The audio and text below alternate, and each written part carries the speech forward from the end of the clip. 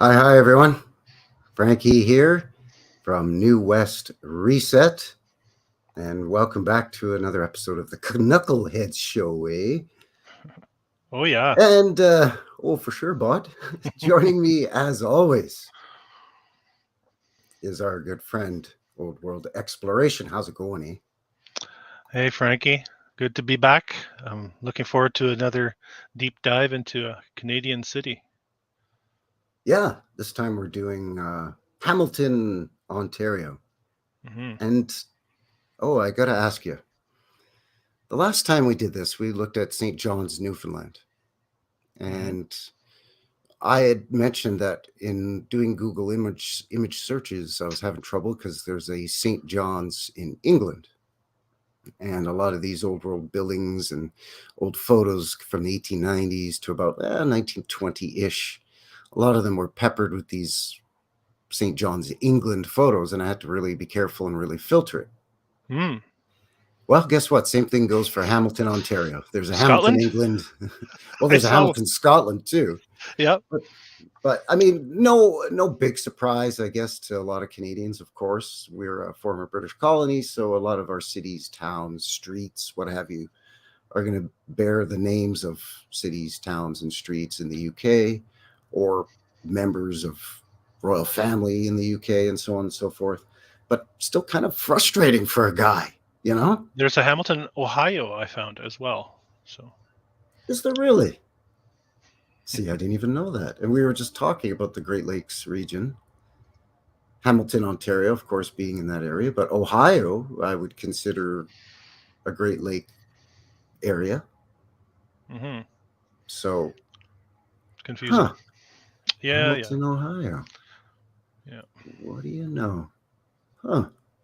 Anyway, yeah, so we're going to be looking at Hamilton, Ontario here today. Before we get into that, let's say hello to a few folks. ER's here. Howdy, welcome. Sherry Ives is here as well. Pants on. Good to see you. Detroit. Welcome. And of course, we are streaming live both here at New West Reset and over on Old World Exploration. We're broadcasting simultaneously. High tech, eh? It's pretty high tech. It took us a while, but it takes a while for the tech to get up to Canada, eh? But a couple of guys got her together for sure, bud. Yeah. So how you been? You just recently came back from a camping trip. You had a good time. Yeah, Had a little some while ago. It's had some been warm and nice dry. weather, and you had some rain. Yeah.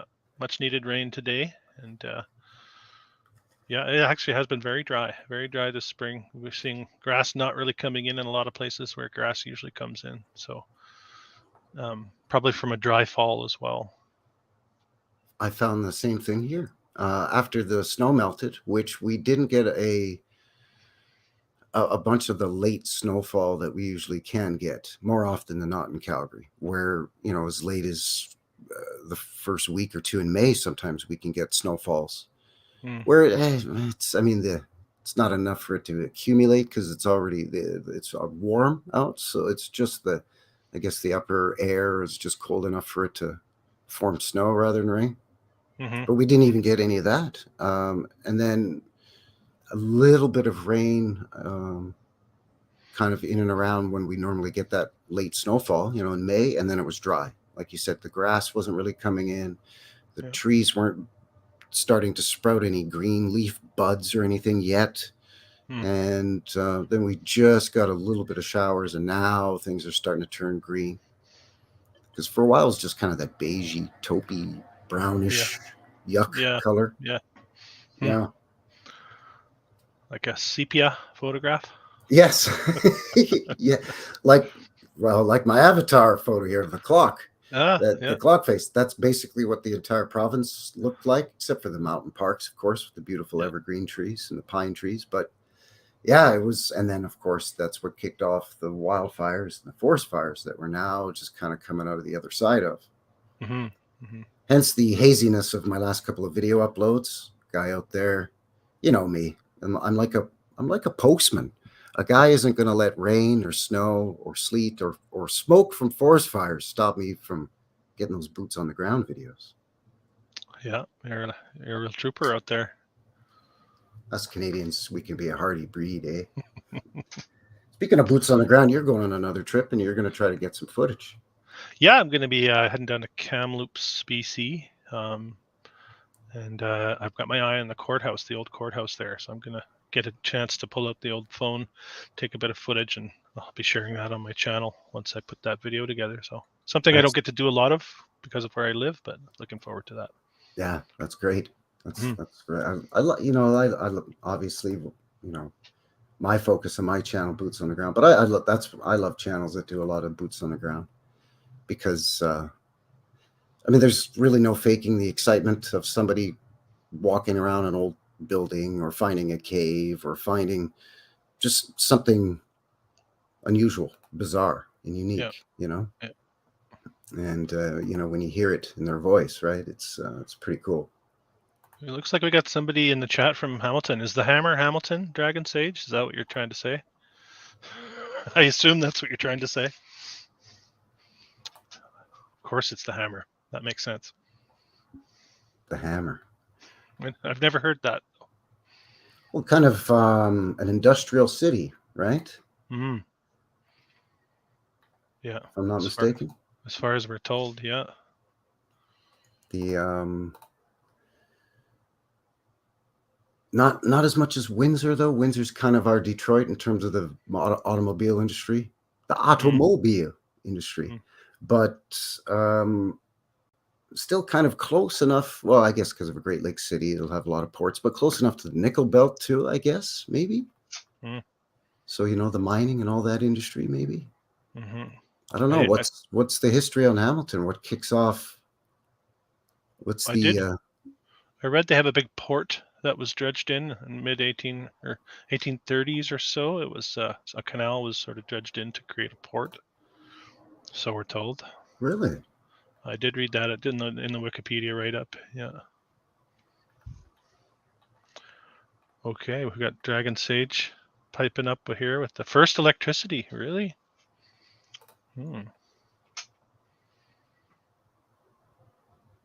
Interesting. Huh. First telephone exchange, yeah. Oh, that is interesting. You've been to Hamilton, haven't you, Frankie?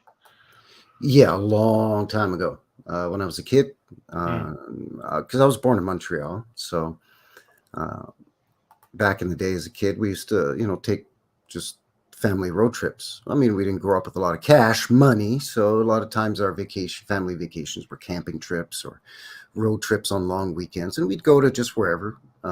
Maybe we'd go to Toronto for the weekend. But a lot of times we'd go to, I don't know, go camping out near Thunder Bay or out near, Hamilton is one example. But I was just a kid, right? So not really any memories of it at all. So when we sort of talked about on the last show what we were going to talk about on this show, and Hamilton came up, I thought, that's going to be pretty much all new to me in terms of what you dig up, but also even what I dig up about Hamilton. What did you dig up? Tesla was here early 1900s working with Westinghouse.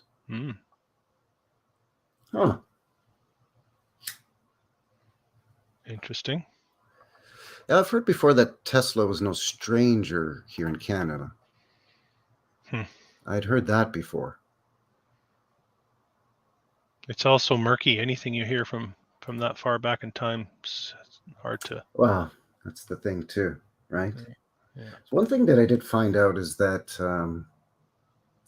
in that whole area, right, there's there's Hamilton, but there's Burlington is basically right there as well. They sort of share the same region. And I did find out that there was an old amusement park. So, I feel like I can kind of share that. It's from a local Burlington website, a local news site from Burlington. But just get it up on the screen here.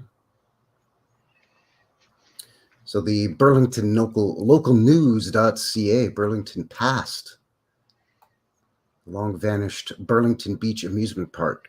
So I had no idea that there was an old amusement park. And it was a full blown, I mean, it was a beach site, so you could go there just to go swimming and boating and other, frolicking in the waters, if you will, right? Yeah. But then they had a full-fledged amusement park too. You could see your carousel and kiddie rides and the whole bit. And it continued right until the 70s, but supposedly it opened in 1903. So it goes way back. It was called Curious. Confederation Park. And then later on, it was called, what was it called? So they changed the name. They've changed the name a couple of times. Canal Amusement Park. But yeah, that's the other thing, is there's a canal that runs through there as well, which I found interesting. Yeah, well, this lines up with my Luna Parks research. I did a video a long while back on Luna Parks, and that time period, the early 1900s, seems to be when they all just sort of spring into the scene, and a lot of them don't make it into the 20s. Right, this one obviously stuck around, but and I think the reason maybe that this one stuck around is because it wasn't a trolley park. Like, it didn't rely on the old streetcar, trolley system, right? They didn't need to bury it. Yeah, maybe, and they could. It was just it was like a beach, a public beach, and the amusements and everything were built around that beach. And basically, the beach lies in between Hamilton and Burlington. So, and funny enough, there's a Burlington, Vermont, now that I think of it. But can you show a map of this? I can't even find Burlington. I'm just looking on my map here, just so people know, and so I know too. I can't find it. Do you have a map handy? Yeah, sure. Let me pull up a map here. Burlington. Yeah, Burlington. Well, yeah, we should show actually where we're talking about here in Hamilton anyway. But Dundurn Castle, Kirk Blackadder is saying. I think we do have some pictures of that Dundurn. Oh, I have it pulled up. Yeah, we'll get into that one for sure. Yeah, that's something that popped up in my research as well, as Dundurn. And I thought, oh, what is this? Yeah. I thought it was pretty neat. So this is the area we're talking about. This is Hamilton right here, and there's Burlington. So it's just a little bit further up the coast here on the lake. Okay, Lake Ontario, of course, also where Toronto, Mississauga are. So it's this region of Canada that we're talking about here, folks, the Great Lakes region. And you mentioned earlier that there was a Hamilton, Ohio, right? Yeah, so that doesn't surprise me because it's right on Lake Erie. So again, that Great Lakes area that is so vital to not only this part of Canada, but all of North America.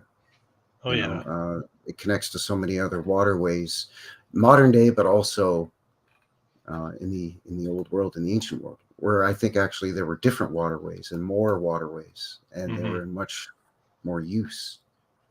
Yeah, we're talking about Hamilton right here, which is basically Port City, I think is the narrative on it, and Burlington right here.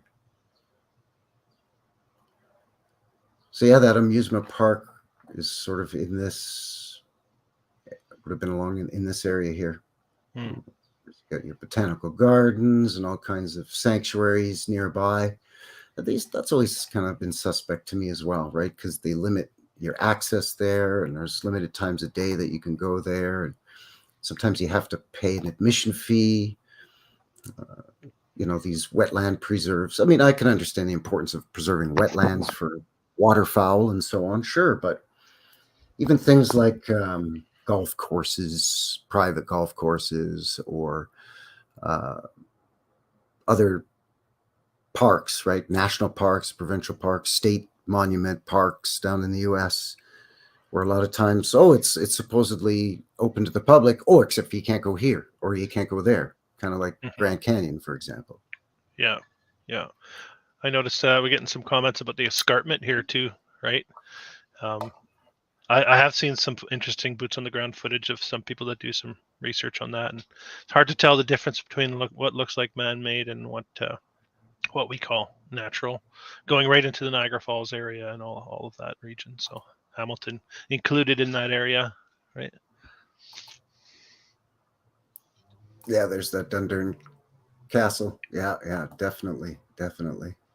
Where's the escarpment comment? I didn't see that one. Dragon Sage, the local. We'll call you the local for this one, Hamilton local. Oh, there it is. Thank you. Yeah, there we go. A lot of the escarpment. You know what? I think I found a picture of something that I maybe relates to what Sage is talking about. Throw it A up. Yeah, let's have a photo look. as well. So I guess maybe we'll jump into the photos and see what is what, because I found some pretty neat stuff. Of course, you know me, I love the old trains, right? So I found some neat stuff that have to do with trains specifically for Hamilton, but not just that.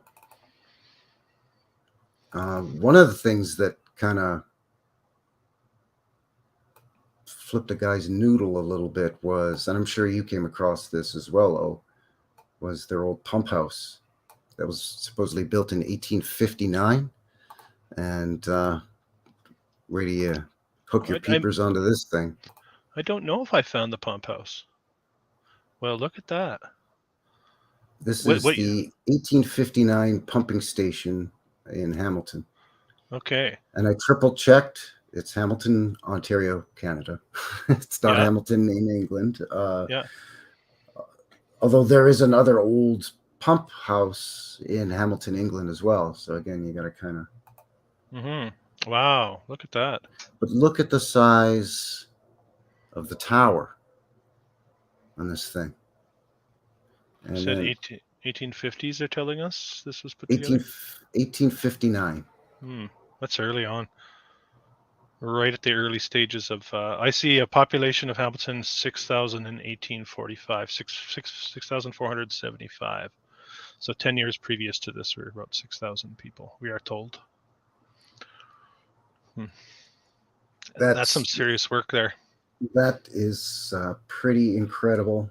Of course, you're going to want to put a whole bunch of portals in your pump house. I mean, this is just the story is just pumping water is what it is. It's a pump house. I mean, that's this was the original buildings, and this building here on the hill, oddly enough, as you may have noticed here, from what I understand, was the original building, and then this was added a little bit later, but not much later. But even the base of the tower, I think I have another shot coming up.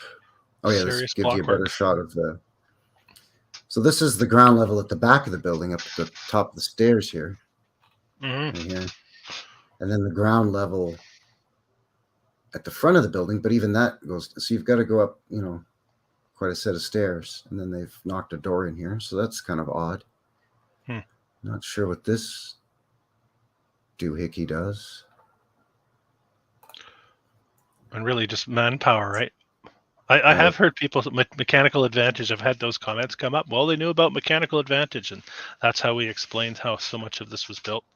I'm like, okay, yes, we do have mechanical advantage, but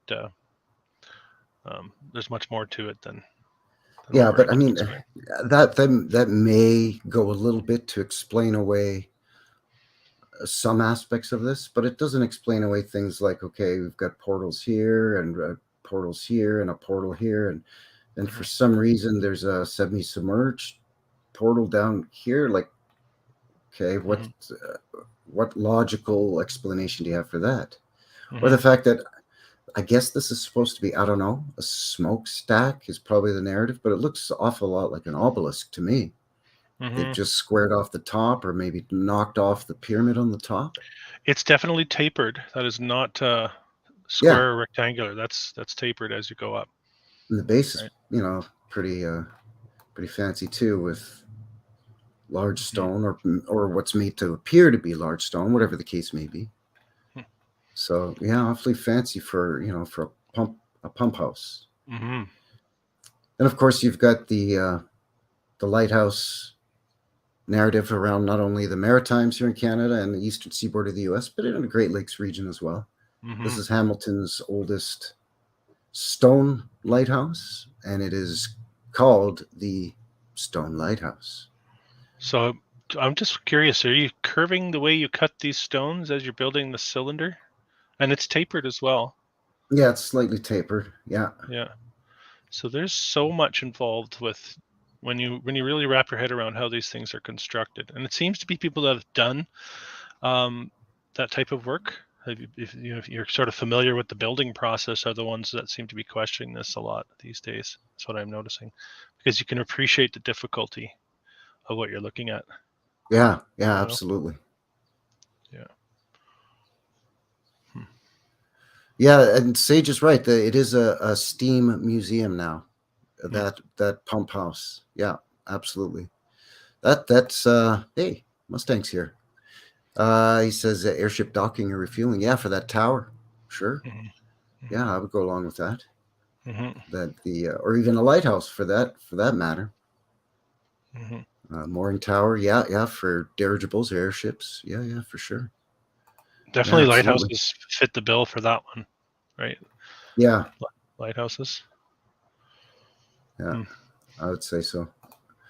Because this thing here could have easily been also for if it had top on it, it could have been just for a dirigible to not to load and unload passengers. Obviously, it's not large enough, because you can see on this picture here, there's sort of it's like wrapped iron bar for a ladder. It's not even like a fully enclosed safety ladder. But anyway, it certainly looks chopped off.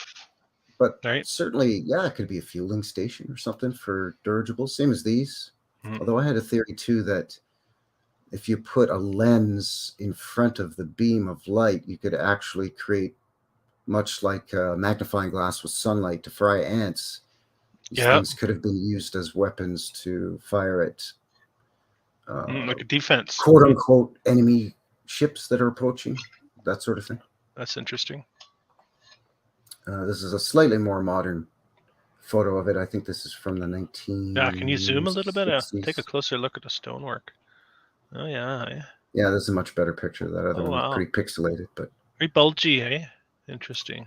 Yeah, and these windows go in fairly deep, so it could be that these are large blocks and not just facade.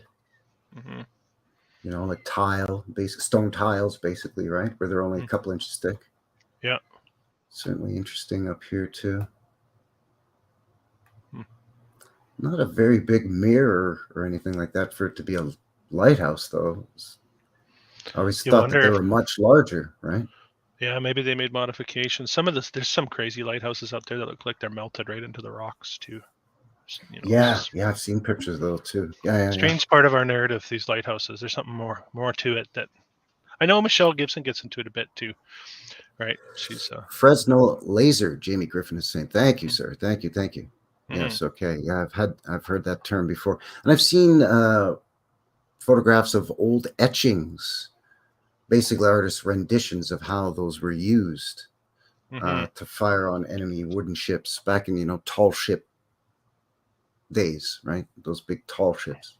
Well, I saw a guy used an old TV screen recently. It must have been a TikTok video, and to melt a rock with the sun. Is that those crazy Russian teenagers, or maybe early 20s guys? There's two of them, and they do all kinds of crazy stuff with TVs. I'm not sure. It's just something I saw in passing, but I thought it was pretty. Okay. They just used the screen portion as like a magnifying glass, and they were melting. Yeah, from an old tube television, I would imagine, right? Probably. Yeah. Oh, sometimes the old appliances, they still, some of their components, you still have some use, like obviously all the wiring inside and mercury switches inside and that sort of thing. A lot of the gold-plated components and so on, Yeah. Even old microwaves make a good Faraday cage. So I don't use a microwave because I don't like to cook or eat food with a microwave. But neither do I. If you had one and it died on you, don't just pitch it, right? You can actually just leave it unplugged somewhere, and you can use it as a Faraday cage during an EMP. Supposedly, That's what I heard. I Interesting. mean, I've never actually tested it. A guy's not a scientist. I just a Canadian here in the Rocky Mountains. Yeah, I was researching the guy who was one of the early guys who came up with TV. John Baird, John Logie Baird was his name. Apparently, in the early stages, he almost fried some kid's brain with the cathode ray, whatever Wow. frequency he had to turn to. So Yikes. thankfully, they don't fry our brains anymore with television. Yes. Wow. Well, they maybe not literally, but figuratively, they sure as Yeah, hell do. absolutely. Jamie again with a great comment. Archimedes cannon, thank you. Yes, that's the one I've seen etchings of, like wood carvings and old etchings of the Archimedes cannon. Yes, yes. Have you heard about the town square in Hamilton? Oh, I may have come across it. with the open market and they would have on weekends they would have farmers market, flea market, or swap meets, No. amusements, horseback rides, petting zoos, the whole bit. Wow, that sounds cool. This is a terribly pixelated picture because it's itty bitty tiny. I'm sorry about that. But even in the background, you can see here, though, amongst all of the fun and frivolity, Canadian style, eh? You still get, the little bobules and tech and portals. And that's what surprised me is this about Hamilton. When I first started looking, is how built out and big it was. And it shouldn't have, right? Great Lake City and all that. And further east than you and I are here in the Rocky Mountains in Canada, in the west side of the country. So this is 2,500 miles away from where you and I are roughly. So I shouldn't be surprised, but I mean these are huge old world looking structures. Yeah, absolutely they are. Is that the city hall there, the one in my background? Is that the same building? I Maybe think not. I think it might be. I think this might be. Okay. This tower might be. Yeah, you might be right. Yeah. Well, Yeah. I guess we'll see. But you know what I think I found, but I wasn't able to confirm it online. After about 45 minutes, I just threw up my hands and said, I don't know. This to me in the background, I don't know if you could see right here what my cursor is sort of circling around. That's not just something hanging in the air. No? I think Hamilton used to have a moon tower, which is basically a giant nightlight. Yes, I've seen those I've seen them blacked out of other old world photographs. I remember my grandmother, who's originally from England, telling me that when she was a little girl, she remembers being about 5 and going with her mother, my great grandmother, into London and seeing the moon tower and asking her, Mummy, what's that? And her mother, my great grandmother, telling her that it's it's the moon tower and it's to light up the, plaza, the main plazas downtown at night. And I think Hamilton had one, and I think that's what this is. And in another photo here that I think might be coming up in a bit, we'll see again what looks like the evidence of a tower. So this is that Dundurn Castle, built in 1835. I didn't pull up too many photos of this because I had a funny feeling that you might find some really good stuff on this. But I just kind of felt that the columns on here and the ground level being slightly uneven and sloping downward here a little bit kind of raised a few eyebrows for me, as well as, all of this on the top, right? Like it's just, oh yeah. I mean, you're telling me these are all chimneys? Well, they had to heat each wing of the building. Well, each wing of the building has multiple, they would call chimneys. So I think some of these might be chimneys, but some of them might be part of what I think was an old world air exchange system, where it would catch the fresh air breeze and it would run it through the building, in spaces between the walls and through ventilations. And the change in the air pressure would force out the quote unquote old stale air out from other ventilation coming out of the walls, or maybe even out of some of these other stacks as well. Yeah. There's another shot. This is 1900. Opening day, apparently. Opening day for what? I don't know. It's just what it says. So it's got to be true. It's what it says there. even though that's not handwritten in there. It's obviously a font to make to look like old-timey handwriting, but that's what it says. Love the outfits, though. Yeah, it's very indicative of the time period for sure. Us Canadians know how to party. We know how to party. Oh, here's that picture I was telling you about. So again, this is that sort of town square, the main street. Over here's where they would have the flea markets. Well, basically all up and down here, but it was concentrated a lot over here. But this is what I was talking about, this right here. Yeah, okay. I think this may have been Moon Tower. But when I tried to look it up online, all it would ever say was, phases of the moon available, this month in Hamilton, Ontario. And I'm like, no. I'm not trying to do astronomy here. I'm trying to figure out what this thing is, man. Like, what is this thing? Yeah. And it's not part of the telegraph wire system because that's over here.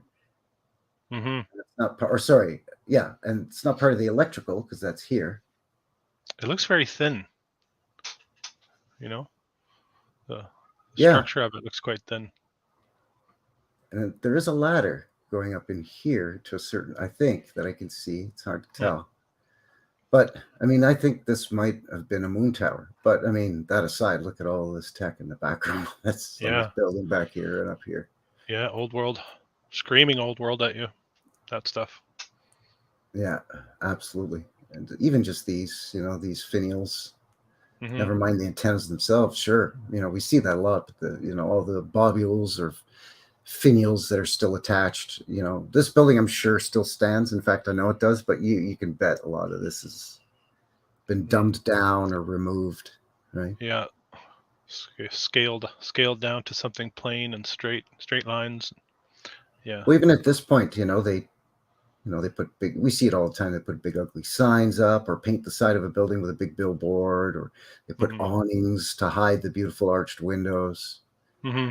Mm-hmm. I mean, my theory of why these windows are arched are for a couple of reasons. First of all, obviously, structurally, it's strong. Mm-hmm. Unless you put a big steel or iron beam across here to distribute the weight down to other beams. But if you're doing it just in stonework, this is a very strong shape. Yeah. Another part of my theory is that it reflects the firmament, the shape of the firmament, or what some may call the dome, right? But also, I believe, and the reason why they end up throwing all these awnings is because no matter what time of year it is, therefore, no matter how high or low in the sky the sun is, it's lower to or closer to the so-called horizon in the winter, at least here in the northern hemisphere, and higher in the sky in the summer.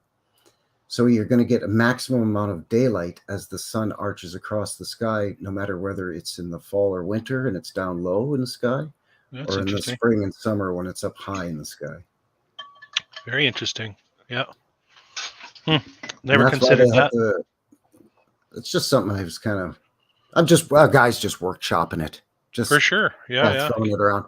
But, I think that's why they end up, putting all these awnings in, because they're like, sun. They weren't used to it because they came from the underground, right? Maybe. Possibly. This is a later picture, obviously, but you could, amongst all the modern crap, like the giant shell sign advertisement, and the Get It at Robertson's department store with the big arrow, you still see remnants here. Oh, sorry. It's hard to turn the zoom in. Still see remnants here of the old world here, and this old clock here, and some of the architectural detail here and up here. Oh, yeah. The little pillars. Yeah. So, there's still a lot of beauty there. It's just slowly this beautiful wrought iron canopy. There has to be a point in your psychology when you're looking back on these buildings that had all this detail. Where's the practicality of it, right? The people that try to explain this away with the conventional narrative. It's like there's nothing practical about decorating your building in this manner. Yeah. So, and it was a time when we were just supposedly just getting on our feet, industrial and economically, and as a civilization. You don't come out of the gates flying like this. It doesn't make sense. And Yeah, then move like backwards over time to what we do now. a lot of these buildings, the narrative is they're built between the 1860s and 1900. And you're right. I mean, if you're just scratching, I mean, that's the push westward. Hamilton, and to get around the Great Lakes and to make our way westward here in Canada, much like it is in the US. I mean, our stories almost exactly mirror one another's in terms of the mainstream narrative. So yeah, limited manpower, limited resources. How much extra would it cost to put that in on a building? Didn't matter, Frankie. They just did it. They didn't think about costs. It was all about looks and function. Yeah. Yeah. Oh, incline. Love it. Love it. Did you hear about this? Did you know about this? Bumped into it, but I didn't get this one. Wow. I gotta tell you, man, when I first saw this, I was like, what the hell is even that?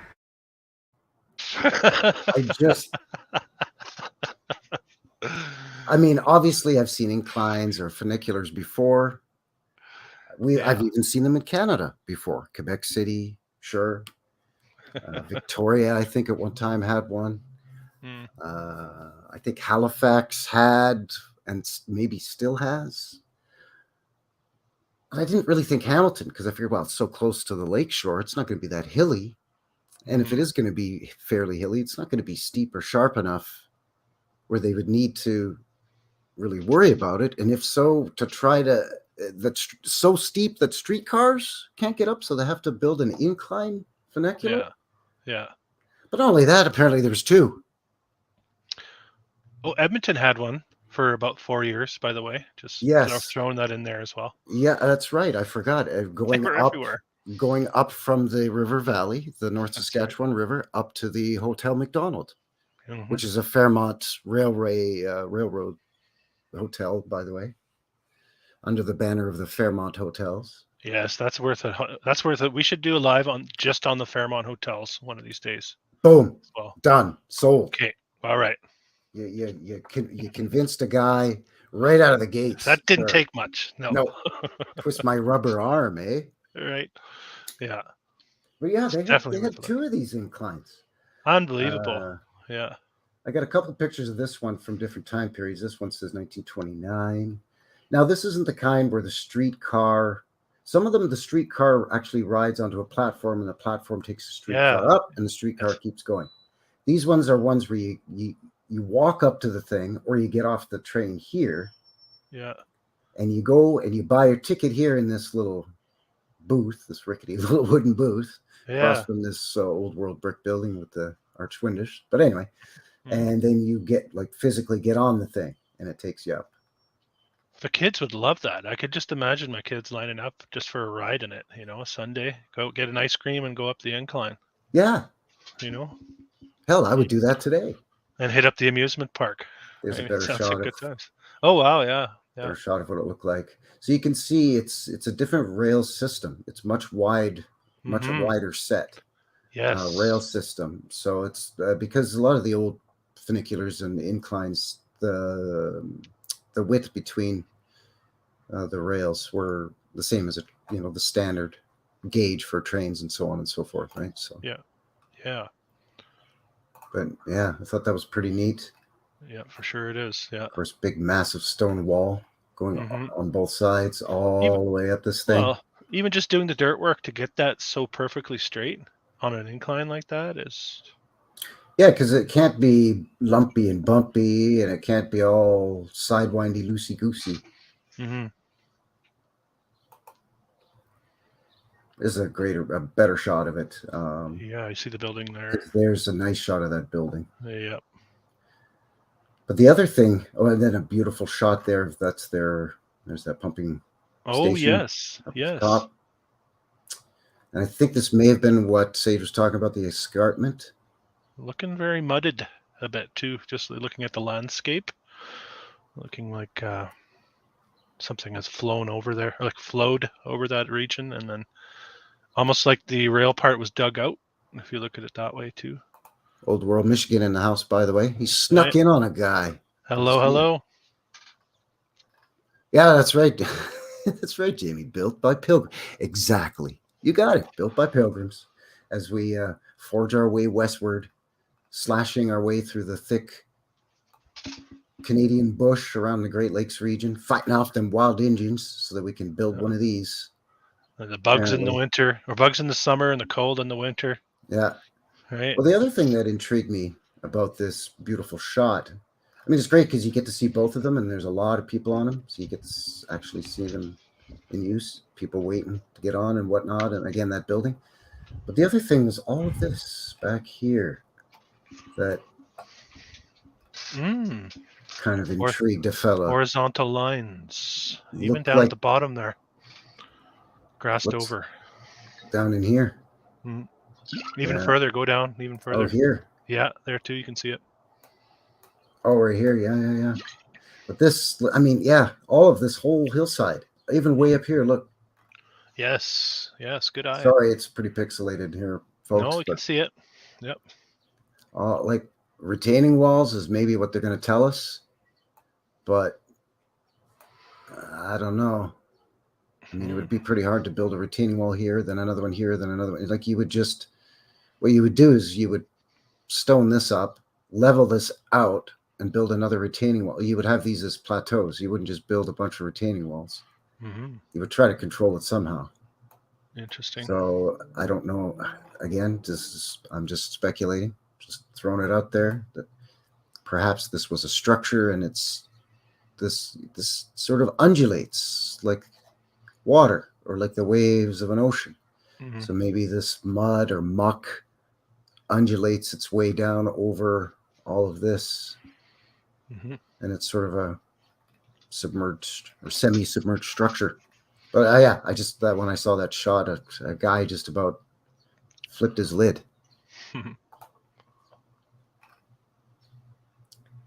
This is unfortunately this wasn't labeled as to what street or anything, but it's Hamilton. But you can see the sort of the onion dome, or not onion dome. That it's not one of those domes. It's like a four-cornered, rounded cupola. If you know what I'm saying. Yeah, sure. Yeah. So many different shapes that were in use. You know. Yeah. Yeah. Octagonal you see sometimes as well. Hexagonal sometimes you see. Cones like the one on the right there. Yeah. Yeah. Sometimes they're conical. Sometimes they're four-sided, like a pyramid as well, that's right. or six or eight-sided. You're right. And then these, like this isn't a if you were to look at it bird's eye view, top down, it's not round. It's corner. It's got four corners, but it's sort of bowed in between the corners, like a squished pyramid. So yeah. like if you push down on a pyramid. Yeah, exactly. There you go. Squished. Yeah. That's the technical term. I was just going to say, you folks there in the chat, you need not concern yourself with these highly technical terms here, okay? Owen and I are experts here. Yes, we know what we're talking about. We know all the lingo. There's another shot of the lively downtown area here of Hamilton, and obviously much, much early on, horse and buggy days. Although I think maybe trolley here. Looks like rail lines here, and I am seeing cables here, and I don't think these are telegraph. I think these are electric cables. Yeah.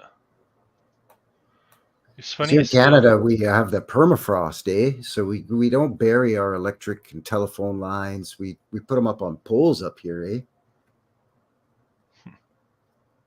Well, yeah, they started to do it in the more recently in the last however many decades. But place where I live in my town, we still have them above ground, our power poles.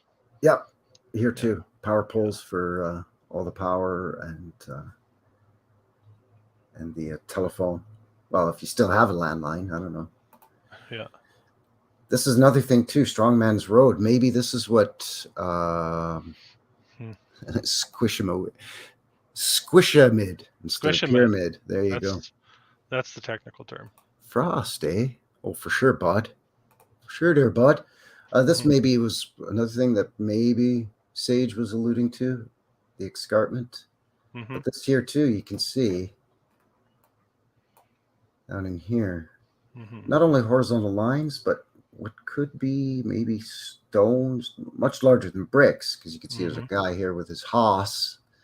So large stones, maybe at the top of what could be again, it's looking a bit tapered.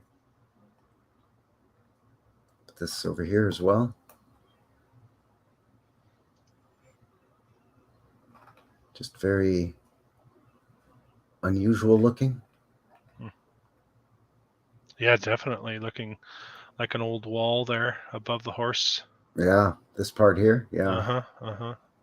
Strong Man's Road.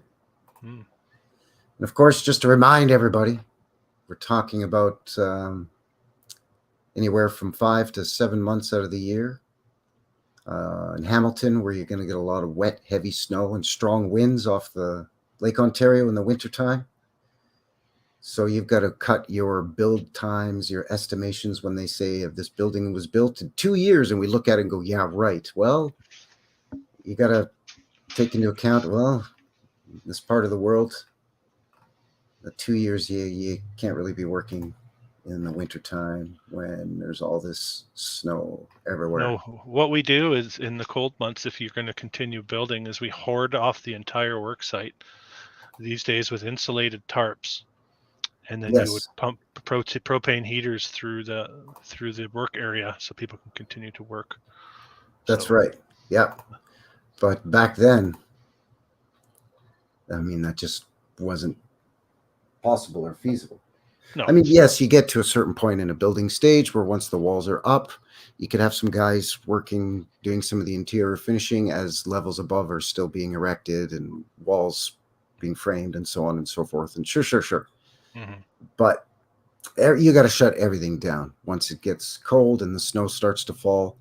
And then as it melts, your construction site, we've talked about this before, is covered in mud, and maybe the foundations or the basements or whatever, if you've bothered to dig a foundation. But even digging for footings, all of that's going to be filled with mud and water from the melting snow and ice.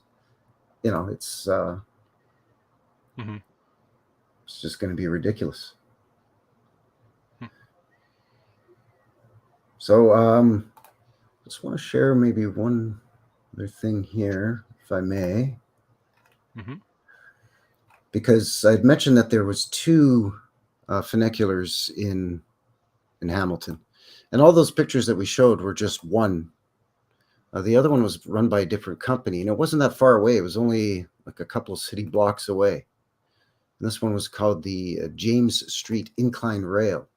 And this one, you can see here, James Street Incline Rail. There, okay. Escarpment in Hamilton. So right in the same area. But this one you can see here as that more of what we're used to, traditional looking. Now, again, this is a separate street car that you would disembark your street car, buy your ticket, and get on this as well. It's not the type that the car just rides onto. Just rides onto. You can see there's no. Yeah, that's what I had pictured. Yeah. But this one built elevated off the ground.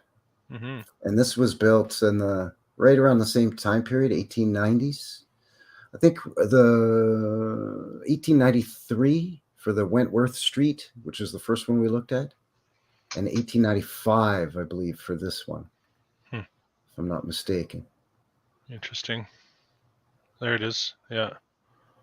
That's quite the project. It's quite the project. 195 feet up over 700 foot incline, which gives you almost a 31% grade. That's pretty steep. You're right. Yeah. And again, look what it's to get up to. Yeah. That so-called pump house again. Multi-storied. Yeah. Is that the same one? The pump house? It is, eh? Oh, well, that's what it looks like to me from the picture. Yeah, it looks like it. You know, with the big tower. Does that mean, are we looking at the same structure here then? Nope, because the other one was built on top of that. Well, maybe this is pre-mud flood, and once it flooded, what they did was they just dug out the rail rather than digging out the whole bridge system.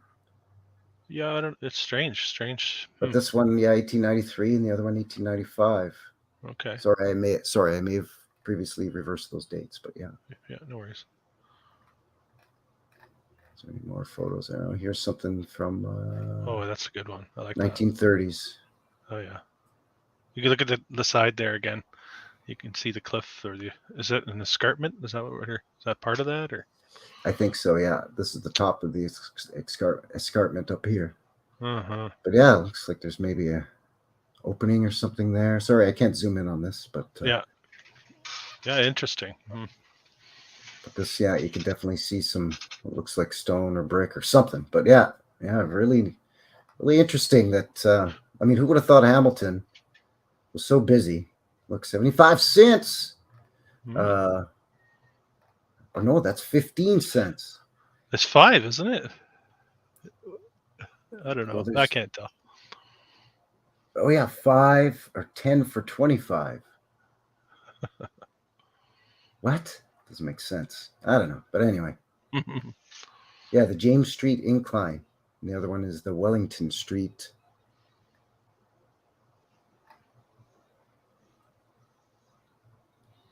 I agree with you. This looks like fun. Like I would do the same thing Sunday afternoon on a nice day.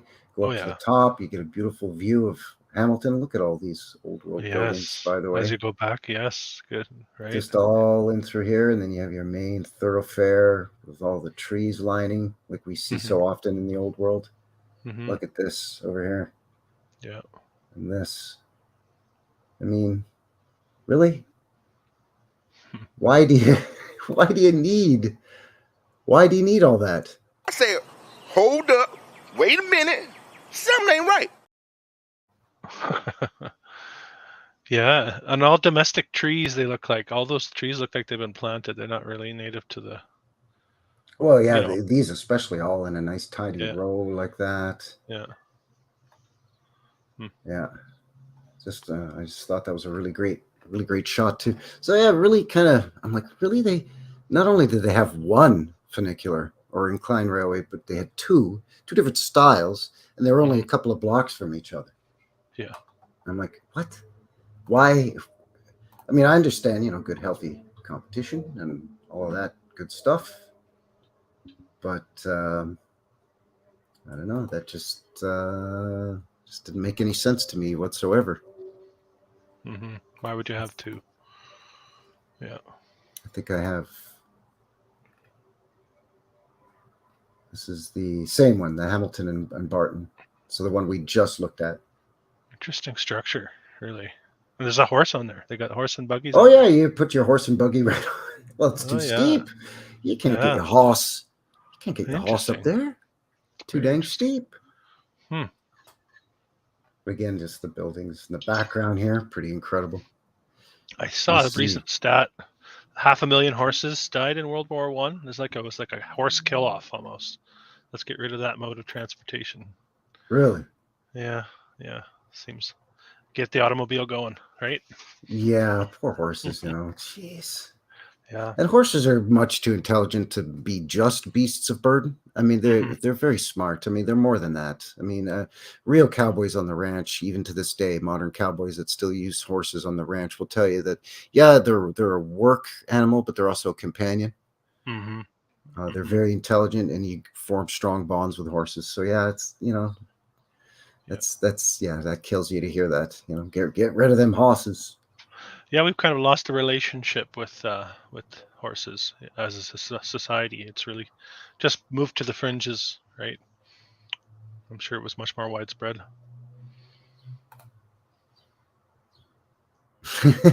Maybe the pub house was really a pub.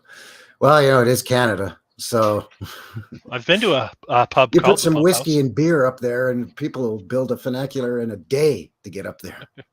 Yeah. So we got a quick, some quick timeline here, some quick propaganda. June 11th, 1892, it opened, running 6 days a week from 6 a.m. to 10 p.m. just to go up to the pump house. Then in 1932, it was abandoned. Why? I don't know. It doesn't say. Guy doesn't have any information. And then it was seized for non-payment of taxes. Seized by who? What bank? Don't know. On behalf of the government, I guess, if it's tax. Then they dismantled the track and contributed the metal to the WW2 war, of course. And then they dismantled the station. Yeah. So there you go. Oh, and a fare in 1900 was 1 red cent, a good Canadian penny with the maple leaf on it, eh? Just give your copper penny to the man, and he'll let you ride up there. But yeah, it's a shame. It's a shame. It's a That's a bare bones historical timeline they give us there, isn't it? About as bare bones as they come. Yeah, it doesn't get much more than that. We jump 40 years here. Yeah. I guess nothing of note. Why was it abandoned? What happened? Don't know. Just yeah. This is the newspaper, Hamilton Spectators, at their local rag or newspaper. Yeah.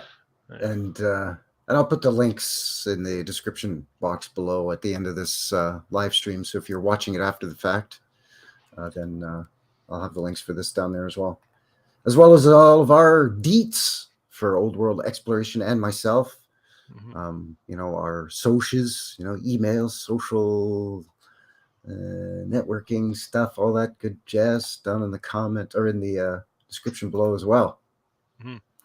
So head on over to Old World Exploration and show them some support. Or if you're watching from Old World, come on over here to New West and give us a thumbs up and subscribe. Going to help push here to creeping up on 5,000. Yeah, on the subs. Yeah. It's all about networking in this research. Getting talking to people in the chat from these locations. They add so much color to the conversation and more detail, right? So it's like we're able to connect where in the past we weren't able to do such a thing. So it's kind of a special thing.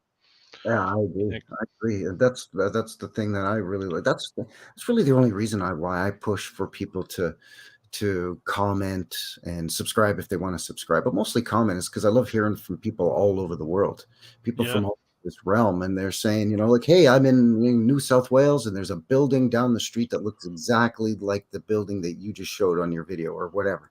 Yeah. And then you find out more. Yeah, you find more and more the more you reach out, Yeah, it's great. And you get to meet some great people. I mean, I've met a lot of great people just from doing this and just exploring my own backyard, and just having a look at, overall Canada, more so than anything else. But then I try to zero it down to, if not specifically Calgary, then Alberta, at least for sure. Right. Once in a while, I'll dive into, European stuff or American stuff, just because, again, Canada being a former British colony, we have close ties to Europe, and then, our French background, and with us being neighbors to the U.S. So we have a lot of strong bonds with the UK and other former colonies too, right? Like Aussies and Canadians. Oh, we're like brothers, eh? Yeah. It's a lot of similarities with our timelines too, our historical timelines. They're all interwoven, and we've all been deceived in a similar manner, I would say. Yeah. Again, what you and I have touched on many times, it's almost like there's only a handful of narratives that they've preconceived, and they just rubber stamp certain cities or countries or regions of the realm or certain people or certain time periods with these rubber stamped pre-written narratives. That's why you end up with, some 24-year-old architect that's credited with 60 buildings, and he built his first one because he entered a contest by scribbling something on the back of a napkin. Yeah, it's lazy. The historical narrative is lazy and it's easy to pick apart. So it's fun to pick apart too. I enjoy it.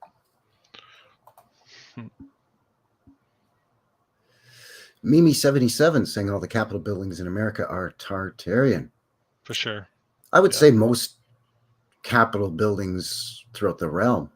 Yeah. I think Sage agrees. He says, in Canada as well. Yeah, it's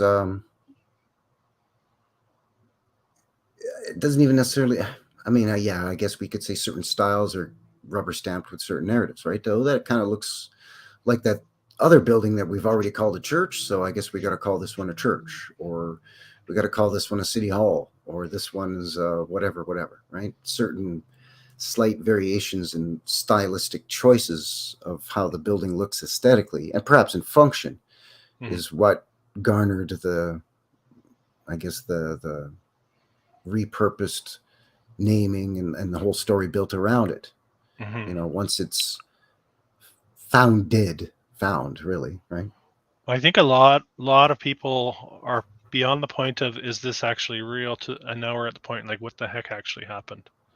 I feel like a lot more people are. I know I am. I'm much more comfortable with the questioning what I'm seeing. I just really want to know what happened now. I think we have a right to know. Sure, absolutely. I've touched on some of my live streams. I do them about once a month because I really focus a lot more on the boots on the ground stuff. But I do love the live streams because, like you said, the interaction, the chat is great because it's all in real time. But I've mentioned before about my dad, who's 75, right? And you and I were talking before we went live about we were out camping basically, and we had to go into town to get something.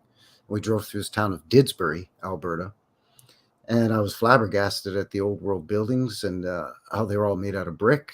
And this little town has never had more than 1,500 people in it, but the hotel is a big, massive, 4-floor brick building. So, I had my dad turn around and drive back down the main street again, a little slower, while I hung out the window with my phone taking video.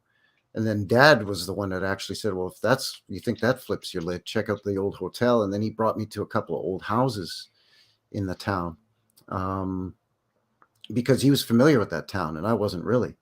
So then afterwards, when I'd stopped filming, he said to me, like, why were you like freaking out so badly? And I said, well, Dad, okay, look, we passed the old railroad station that was put in the 1920s, but these buildings are dated pre-1920s, built out of brick, but there was no brick factory in this town.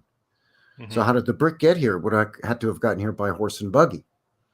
And then I showed him on my phone some of the footage we had just taken of what was the old telephone building that had half buried, what we call mud flood lower windows. And my dad, being a retired builder, residential, not commercial, but still, said, yeah, you would never build like that. So I explained to him the theory of the mud flood.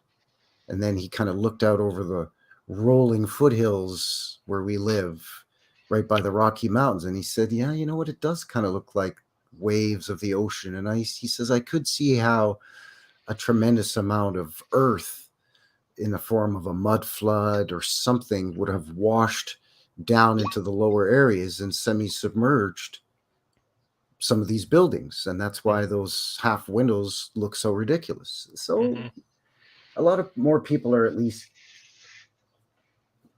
willing to entertain the idea, for lack of a better term, right? They're not picking up rocks and throwing them at you so much as maybe they would have. Well, I think it's becoming less solid. That version of reality is sort of the matrix is glitching out these days. So more and more people are interested in exploring alternative options for a lot of things, not just that are this a subject, but yeah. Dragon Sage, what's your channel? I wouldn't mind checking that out. He says I have a video of Edmonton Legislative Building with its bells ringing on my channel. It's amazing. Yes, I used to live up in Edmonton, but this was before I sort of awakened to everything that we're talking about here today. This was about almost 10 years ago now. But I am planning on going to taking a road trip up to Edmonton during the summer and hitting up a couple of the old buildings, including the legislative grounds, because I used to live about 4 blocks from there. And I did a live stream kind of doing a Google drop of some of these old buildings, including the legislature, but it's nothing like seeing it in person. So I'm definitely going to be heading up there this summer. I was just there in March too, and I eventually ended up doing one of my typical style videos. But the legislature is amazing, and it has those underground tunnels that you can look down into, and it's just a strange location. It's a beautiful, beautiful Tartarian-inspired old world building, or whatever you want to call it. It's, with the domes and all the. And if you look in older pictures, it had a little bit more tech and a little bit more fancy schmancy on the top than it does now. But they haven't really knocked a lot off of it, to be honest. And they've done a really good job of it's the capital city of the province, right? So they always throw a lot of money in it for upkeep and maintenance. But it's a very young city as far as the narrative is concerned. Like nothing really in the 1800s whatsoever with Edmonton. It all just starts to happen in the 1900s. And basically the railroads. It's again like Calgary, although I think Edmonton really developed a little as a city a little bit later than Calgary. Yeah. But there were more trading posts up there. There was the Hudson's Bay Company trading posts, and what was the other big Canadian fur trading company or something like that, I think was the name of the other I'm not big sure. one. So then you had a lot of the Northwest Mounted Police up there making sure that nobody was going crazy up there. And it was part of the route up into the Klondike too, to go up in for the gold rush. But other than that, you're right. Yeah. Alaska Highway. Yeah, Yukon and Alaska. But other than that, you're right. There wasn't really much going on in the Edmonton area, Strathcona, Edmonton, until about, the really, really late 1890s, early 1900s. Mm-hmm. But we should get back to Hamilton. Yeah, a guy can get off track. It doesn't take much, I know. I just have a few more photos to share, and then if you want, maybe we could take a quick little break. Sure. And I'll throw a video up, and then I'm dying to see what you've scared up, because you always find some great photos. Yeah, I dug hard on Hamilton, so it's there's a lot there. There's a lot there for sure. I did kind of do a little bit of a dive into trains, of course, as you might expect. So I just pulled up a few photos of trains and some of the train stations. There's a couple of amazing train stations in Hamilton. But these are big, huge structures. Again, not super fancy and embellished, but a massive stone structure, most likely brick underneath, much like this is brick here. But again, you have this big, huge above ground causeway, and then you have all of these, I guess, stairs coming down onto the platforms for the trains. Yeah, a covered stairs, it looks like. A covered set of stairs, yeah. Coming from that walk area, maybe, a walkway area. Not really sure what this doohickey is on the platform here. Hard to tell if it's in the direct foreground or if it's in behind there. It looks like it might be behind this pole. I don't know what it is, though. Of course, this is your favorite, the horse-drawn street trolley. Got to put that on a shirt, horse-drawn street trolley. That would be a great T-shirt, man. A horse-drawn streetcar. And just say the way things used to be. I miss the way things used to be. With this bozo standing out on where you get on and get off the thing with some reins attached to the horse's bridle, and then here you've got the harness attached to the train. The poor horse, right? So why does it have this? The track. Why does it have this mechanism here? I guess that's the brake. I don't know. Maybe. Good question. But yeah, that's got to be a it's a pretty big horse. That's a pretty unless it's a kid. Even but to have the horse stay within the track space and not have any sort of room to move left or right seems absurd to me. Well, you spook a horse and you know what happens. It's going to take off in whatever direction it wants to go. And you're not going to convince it otherwise. You make a good point. So how many times did that happen? Did it knock over the rail car? Like what was the result of that? Well, and the thing too is that this horse doesn't even have blinders on. Sometimes they at least would put blinders on to block the horse's peripheral vision so it doesn't get spooked as easily. This one isn't even wearing blinders. Oh, but Michigan's saying it looks like an invisible horse. Like it's almost see-through. Well, its head was superimposed. Moving a bit. Maybe. No, its head was just moving a bit. You can't train a horse to stand still. Yeah. There's even a ghost of a person here too, see? Yeah, I have problems with a lot of these old. Get out of the picture there, Grandma. But then the other thing to note in the background, by the way, is this window here and this window over here, down here. Yeah. But I see this and I just laugh.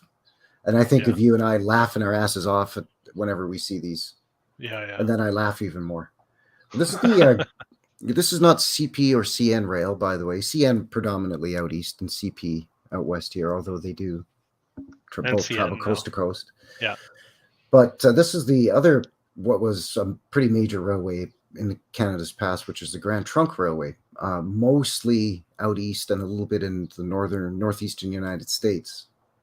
But this is just this is as you This is their terminus, I believe. Mm. So as you come to the end of the line, basically, of the Mhm. passenger train service, just beautiful with here, this hill going up in Hamilton here and the gardens and You know, I think obviously we a had a Grand postcard. Trunk. We had a Grand Trunk Pacific as well.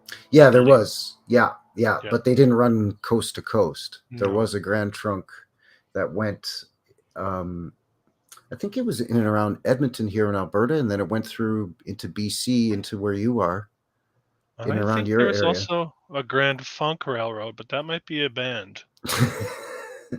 I think they're an American band. American band, that's right. They were pretty funky, though. Yeah. Huh. See, now these streetcars, no, sorry, this is a railway passenger car. I was going to say these streetcars are way too big for a horse to pull, but no, that's a rail Yeah. car. My bad. Yeah.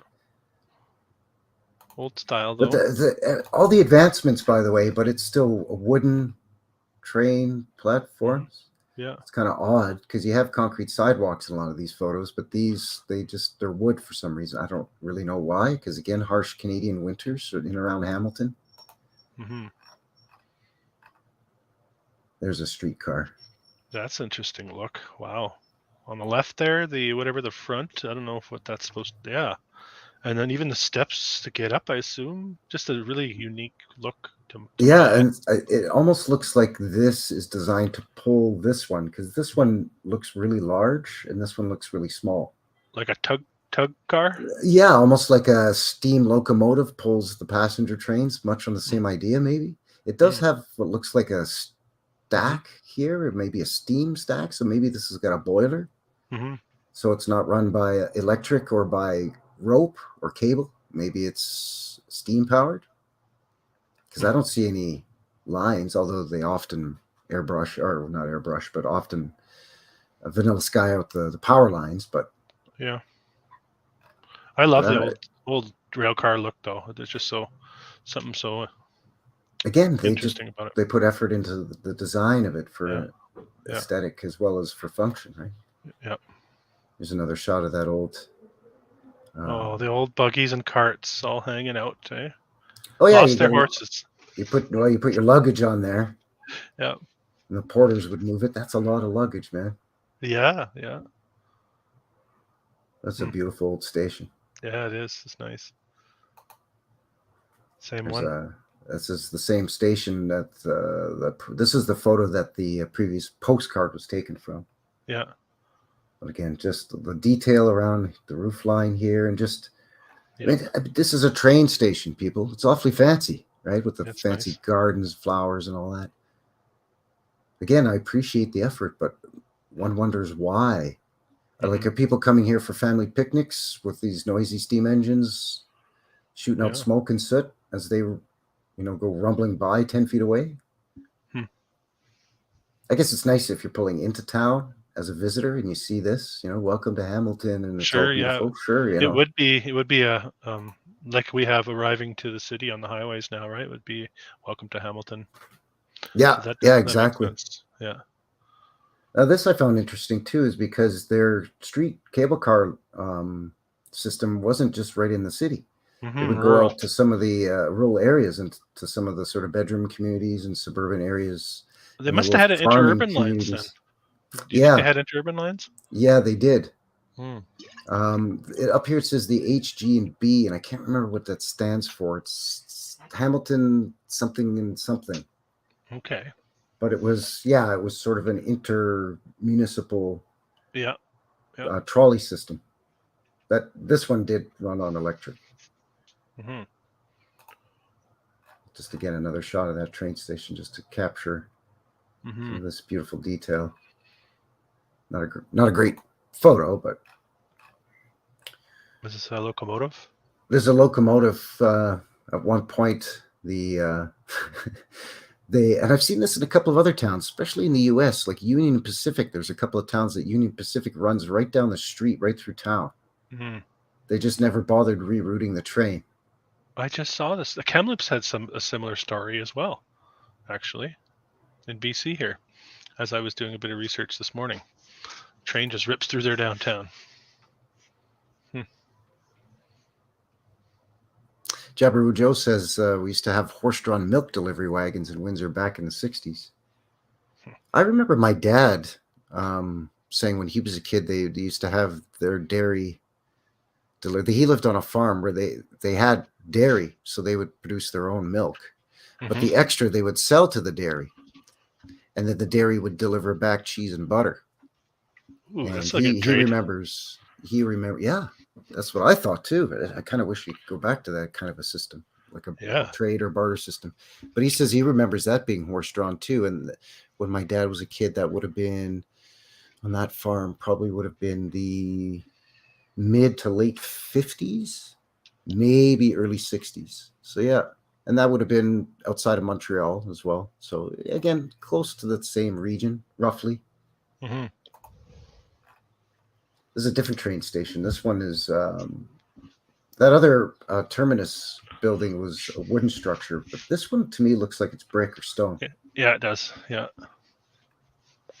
But I mean, this is a 3-story for station for train. Really? I mean, what's going on here? You might have passengers coming and going.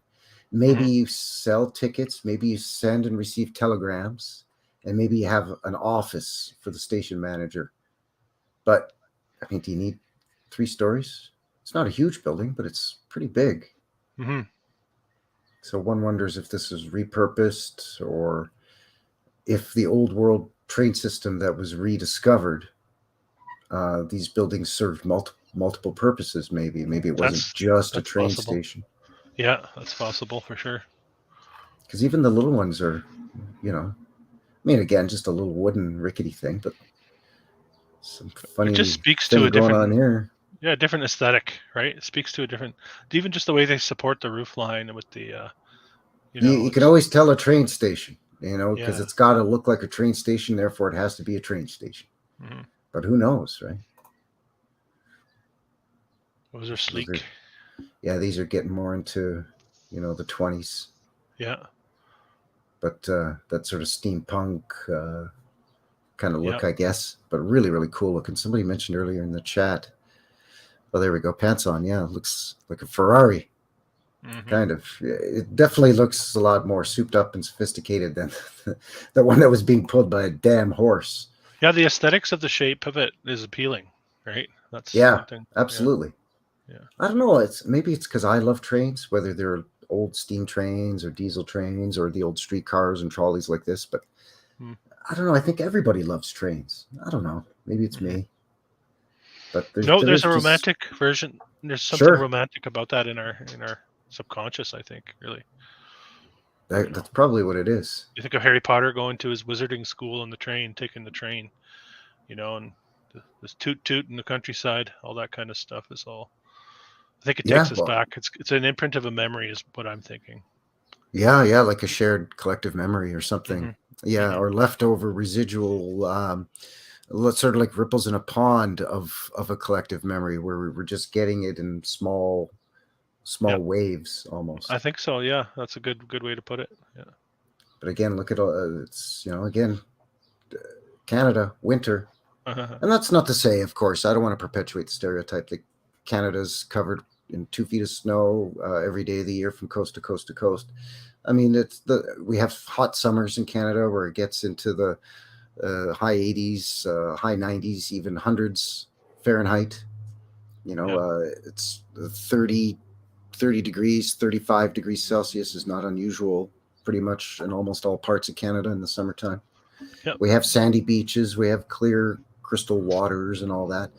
But yes, I mean, the stereotype to some extent does have some truth to it. We do have in certain parts of the country long, harsh winters where we get a lot of snow. And around the Great Lakes, much like in the U.S. around the Great Lakes, you get that wet, heavy snow. Mm-hmm. So imagine not only how hard it is for a trolley to travel, but to initially to put all this infrastructure in and to build all of these buildings and some of those big, huge downtown structures that we saw. Well, that speaks to, if you could get into the whole old world narrative, is it possible we're looking at a realm with a completely different weather system as well? Because otherwise, why else would you build in such a manner? Well, yeah, because I mean, especially streetcars where the rail isn't mounted on top of the street, like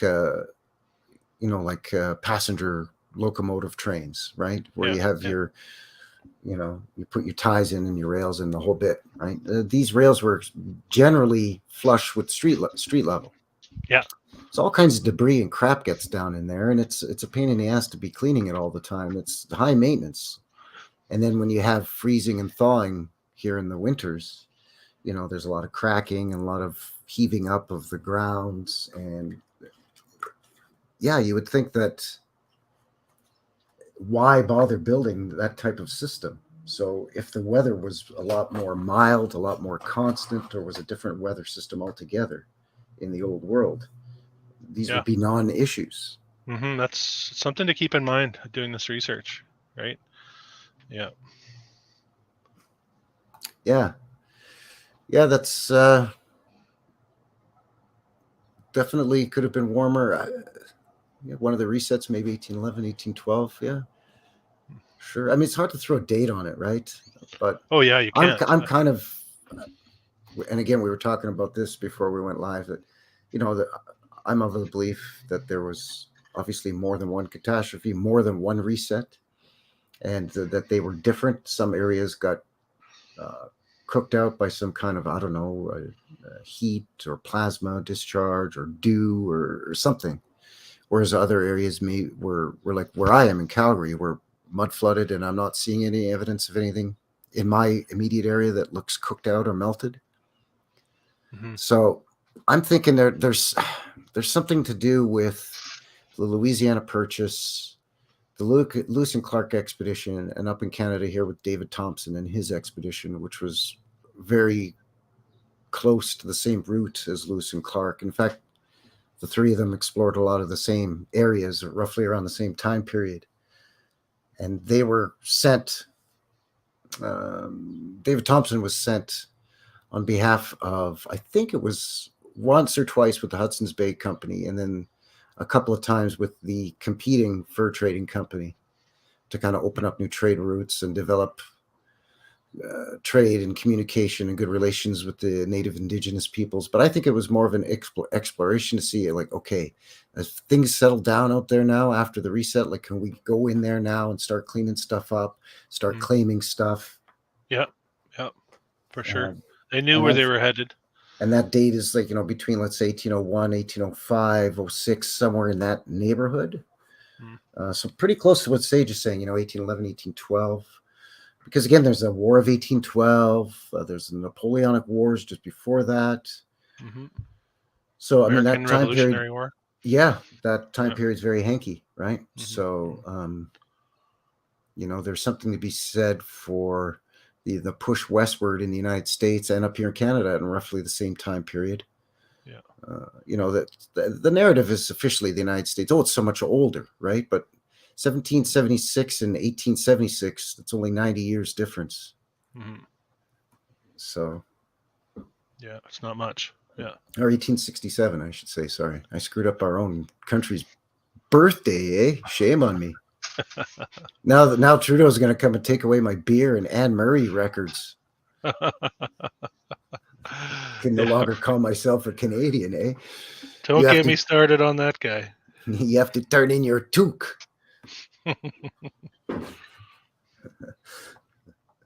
They'll send me off to some ice floe and send me out into the North Atlantic or up in the Arctic Ocean. Well, the solstice would be nice to see. Go up there in the solstice would be. I could see the Borealis, Aurora Borealis up there, and maybe I could land on the North Pole and find the Four Rivers and the mountain there, and it'll just be lush vegetation and deer and birds and flowers all frolicking around. It'll be nice up there, maybe. Who knows? Yeah. I wonder what the Inuit have to say about that whole thing, by the way.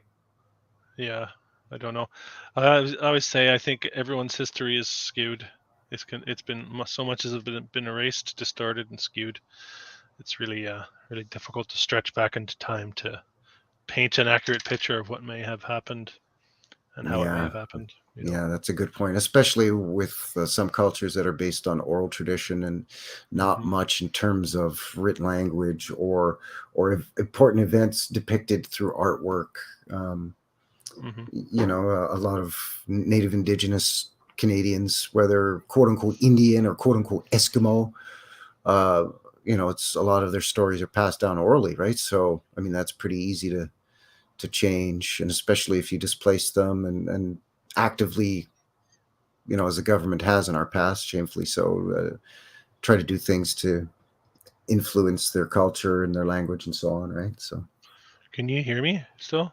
yep, yeah, I hear you. I think my screen froze, but that's okay. Oh, yeah. Sometimes that happens with StreamYard, where your screen might freeze, but your audio is still okay. It's weird. No, that's okay. I can leave it like this. Might be a sign maybe to take a quick break. What do you think? Sure. Yeah, sounds good. And I'll get to my file after that. All right, sounds excellent. So yeah, we're going to be right back, everyone. We're just going to take this one here, just a quick 2-minute break, almost exactly 2 minutes. Nice footage I found of pretty old footage from the 40s of old Hamilton that I found. And in the meantime, if you haven't already, consider giving us a like, a thumbs up here at Newest Reset and Old World Exploration. Help us, you know, help push us into the algorithm, because, you know, YouTube hates this kind of stuff. We love it, but YouTube doesn't love it so much for whatever reason. We're just asking questions and presenting cool stuff. It's really all we're doing. It's really conjecture and think tanking. Anyway, got the video here. Be back momentarily. Stick around. Cheers.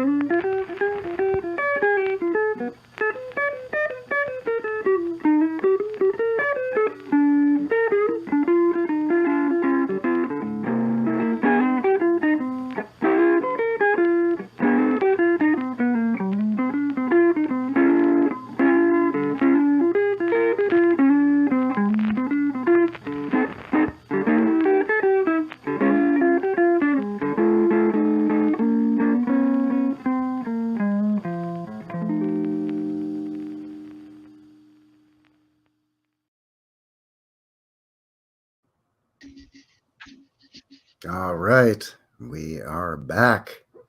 Welcome back to the CANUCKLEHEADS show with Old World Exploration and yours truly, New West Reset, episode 3.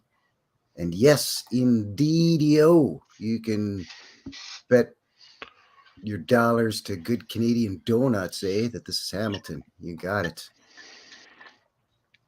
So yeah, we were just looking at some old photos that I had on file I made, and kind of looked at some hankiness with the railroad and the street trolley system and the double funicular that were only 2 or 3 blocks away from each other for some reason, that were both built at the same time there in Hamilton. Crazy stuff. Man. Well, everything seems to be good on your end now. Oh, your yeah, I had to hop back picture on. is good. I froze again and I had to hop back on. So StreamYard's good for that, eh? You can like you said. Yes. Yeah, Yeah. if you lose your connection with StreamYard itself, it'll stay open. Or even Mhm. if your YouTube goes down, the StreamYard will stay running. So you can actually jump in and out of your own stream. Whereas the old way, I used to way back, used to sometimes go on other people's live streams through Google Hangouts, the old Google Hangouts, Oh, okay. where you could live stream and then just broadcast it to your YouTube channel. And if either went down, your stream would just stop, and you'd have to start another stream, even if it was just like a split second glitch. But this, it stays running, so it's pretty good. Yeah, cool. Well, do you want to see my file? Here it is. Let's see what you got here. Alrighty. I'll if I for know me, what, this is always the highlight of our show. For me, by the way, is the stuff that you bring. It's incredible. yeah, Hamilton's pretty crazy. Like I kind of thought it might be, but of course, there's always things that surprise you. And if I know what it is, then I'll say if I have it in the title. If not, and apologies, but maybe some of you all out there, a couple Hamilton. I think I saw a few people from Hamilton in the chat. So I don't know if you're still with us, but here's one. The Lighthouse looks like the Lighthouse. You know. Yeah. I think this was one of the ones that had all the awnings on it. Okay. Yeah. But this is obviously an earlier photo before they put all that crap on it. Or maybe later. Do you think? Before they took the awnings off? Because I think the awnings were all removed at one point. Oh, here's a date. No, it seems to me the awnings were kind of a later thing, like 20s, 30s. I don't know. I've seen some old photos. It's hard to say. I mean, it's obviously there's nothing carved in stone, and we can't trust these dates anyway. 1893. The one looks a bit long. Okay, let's keep going. Oh yeah. 1893. Yeah. Now, I thought this one was interesting with the contraptions in the air. Postcard, maybe just I don't know, letting people know I'm having a real high time in Hamilton. I don't know. It's interesting. The Waldorf. I think we'll see that. Those look like old. Yeah, what the heck are those? Like old. That's a dirigible, maybe right there on the left. I have no idea. Yeah. Strange, eh? What the hell was that? Yeah, right. Yeah, but looking very built out. Look at this stretch of buildings here. It's just. And Dragon says that building is still there. I assume you're talking about the one with the tower here, looking like a clock. The clock tower, yeah. With see, it's got a spire, a dome, but it looks like it's four-sided. Yeah, I think you're right. Yeah. Like an elongated pyramid, a stretchamid, as opposed to a squishamid. Stretchamid. There you go. Now we're getting somewhere. We got a whole lexicon coming. That's right. All right. Again, very highly technical terms. That's right. Interior view of the Lyric Theater, and you can't see much, but you do see some detailing here on the sides. You get but also even just the shape of the building itself. There's a few more of these, but. Well, what I was going to say is it's bloody huge. Yeah. Is what I'm noticing. Like even the upper section is huge. It really is, yeah, and perfectly constructed for a show. That's for sure. Yeah. That's way larger than a modern movie theater, even of the really big chains in the really big cities. Absolutely. Like think of your biggest movie theater in your city. This to me looks bigger. Yeah. No, you're right. Yeah, and there'll be more theaters. Custom House. That's a beauty, isn't it? Old looking. I have the date on it. But what is it now? You got a wrench and a shovel here. But you have your basement windows, of course. Yeah, I noticed that. Yeah. And what is this? A horse and a lion? Horse and a lion?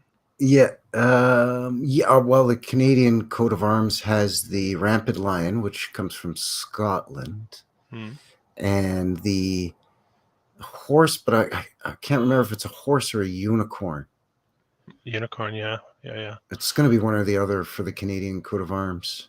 Mm-hmm. Arms. Canadian It's a coat of museum. arms, eh? Dragon Sage says it's a museum. Of course it is. Yeah. Ah. Yeah. It's a beauty, though. It's a lovely building. Of course, Mhm. back in the day when it was a customs house and you're just coming into Toronto as a merchant on your ship or your boat, you're going to want to have all that fancy stuff like pillars in the front entrance and stuff just to, Mhm. pay your tariffs and your duty and be on your way with your goods that you're shipping or whatever, declaring at customs. Here we have a train station. Yeah, that's amazing. Isn't it? The circular, cylindrical over here with the flaring going on. Dental molding flared around the underside of the eaves, I guess you could say. And then it's got a conical dome with a bunch of, what are those called? Pergolas that are coming out? Dormers. Dormers. I think, yeah, 4 little dormers with the little hat-like dormers. They Yeah. don't just blend right in. No. They sort of terminate back here and then they're just connected. Really cool look. Because you want all that fanciful stuff for the 10 minutes that you're going to go in there, buy your train ticket, and then the 20 minutes you're going to stand out on the platform waiting for your train. Yeah, right. You need all that fancy. That's amazing. It is, isn't it? I didn't, Fantastic and see, building. I was specifically looking for train stations on my search, and I don't recall seeing this one. Isn't that funny?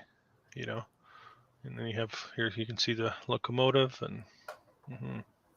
Sometimes I think Google edits your searches even by region.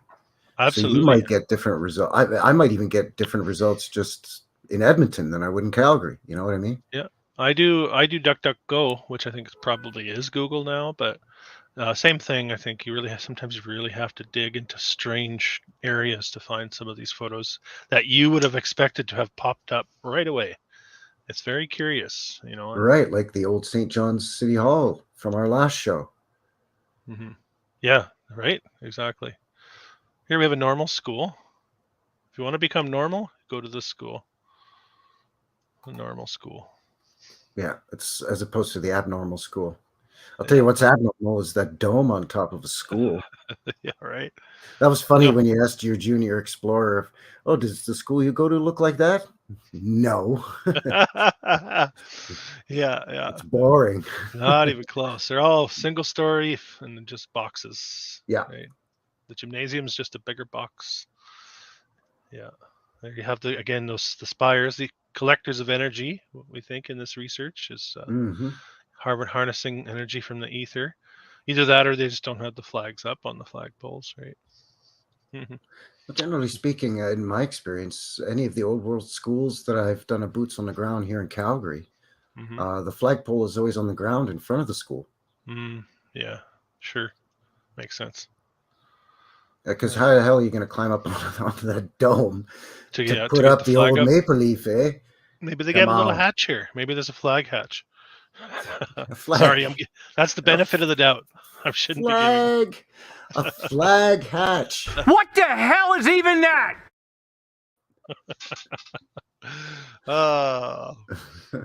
Market Square. You were talking about Market Square, right? Yes. So I got a shot here of Market Square. This is looking ancient on the left here. And very Richardsonian Romanesque. The columns with the big capital flares and the arches and the old stone. Big screaming doorway. Yeah. Probably been standing for hundreds of years in my mind. But 74 million stairs to go up just to get into that massive doorway. What about exactly, they didn't have disabled access or whatever the correct term is for that these days, like there's back then they would have just called him a cripple. Unfortunately, right? If you're physically disadvantaged, like a wheelchair or crutches back then, like polio and all that, or a war veteran in a wheelchair, good luck. I had a good comment on, because a lot of the hospitals will have the same type of entry. One of my videos, one of the commenters said, so you're telling me you have to get up 15 steps just to enter the hospital? You're admitting patients that may be on gurneys or whatever they might be, are not able to walk. No, the staff would just run down the icy stairs in the winter. Each would grab one end of the gurney, not even a gurney, what do they call it, a stretcher, Sure. Just like in the old WW2 and WW1 movies that we see, where they throw some guy on a stretcher, one on each end, and they run the beat all hell, and they run back up the icy stairs back into the hospital again. It's absurd. No problem. It's not practical, that's for sure. No, That's for sure. Right. definitely not. Here's that Waldorf hotel. I think we saw the side of it in a previous photo, but look at this. I just love this. I love the symmetry and the level of detail. You imagine. I can't imagine doing some sort of hotel construction, like a sandman going up in your local area, and they're doing this to all the window details. Can you imagine that nowadays, right? Yeah, or even a Hilton or something. Like they just don't. Yeah, they might buy out an old hotel and fix it up, but they're not going to build a new one like this anymore. Look at the first floor has all those little French doors with the little balconies or whatever. Yeah, you can just a little bit of a balcony. Yeah, and here's some sort of central, really, really beautiful building, actually. But the whole row seems to be something special. Yeah, it's pretty large, especially again, we're talking about Canada here. We're not talking about in Europe or anything like that. Yeah. And Hamilton, not an especially large city, even though it was a port city and it's on the Great Lakes. Yeah, it's always been second, third, fourth fiddle to Toronto and so on, right? So yeah, Hamilton, 1870. They're telling us here. Interesting. And then you have some decoration going on here. Bit hazy. These are obvious. I think the ones that you see the writing I pulled from some sort of archive, probably the local historical society. Here's an asylum hospital. So when you get a little crazy, you got to go in there. Yeah, I've always said them. As mentally deranged as you might be, you still can you can still appreciate fine craftsmanship and old world buildings. Yeah. Yeah, and of course, if you're feeling suicidal, you have to get a room on the first floor because. Yeah, you don't. They're not going to put you up there if you're feeling suicidal, right? Now with those large arched windows, it's easy to get out of there. Or even a big spin in the chat saying, "I hope you're not claiming these are Tartarian." No, I use the term Tartarian inspired, and I use the term Tartarian as sort of an umbrella term, really, just for ease of reference for folks that are interested into the subject matter. I'm not claiming that Tartars necessarily built these with their hands here back in a bygone era or something. No, it's old world research. This is historical deception. I think we're uncovering the historical deception. Yeah, old world. I love the term old world. Yeah. I generally tend to use old world, old timey. I mean, it's because none of us really know. There's some out there that may claim to know, but I mean, none of us really know. We're just exploring. We're bouncing ideas off of each other, and we're trying to get to the bottom of this by the limited things that we can find that could point in one direction or another. Call it evidence, or not necessarily proof, but it's evidence pointing towards something, right? Oh yeah, and Tartaria doesn't really bother me, although it's sort of a blanket term for something that's sort of popped up in the last few years. So I think I know what people mean when they use the term Tartaria. It's a way of explaining something we can't really explain. Sure. But there was a region of the realm, in the old world that was a Tartarian empire. Yeah, and which was scrubbed from our history books, which is why people have dubbed it. Yeah, yeah, exactly. That's why people have sort of taken it up as a mantle or as a flag term. Yeah. I don't know if I'd say I was a Frenchman's nutsack. It's calice de tabarnak. Qu'est-ce que tu dis là? Je parle français, moi. Je suis Canadien. We have two official languages. We have two official languages up here, Canada. We have English and French, but most Canadians can barely speak either one, For sure, there, bud. Yeah. Look at this place. This got to be a department store. I'm not sure which one it is. Maybe Dragon knows. I don't know how long it stuck around. But well, there was a couple of photos back. There was Zellers. I saw that too. Yeah. This is either going to be Eaton's or the Bay, right? It's got to be one of those. You'd think. Yeah. At this time period, that's in Canada. I think those were really the big two. Mhm. It sure feels like a department store, Was doesn't it? Simpsons and Sears yet? Oh, there's Zellers again, Yeah, here just in the lower right there. probably. Yeah.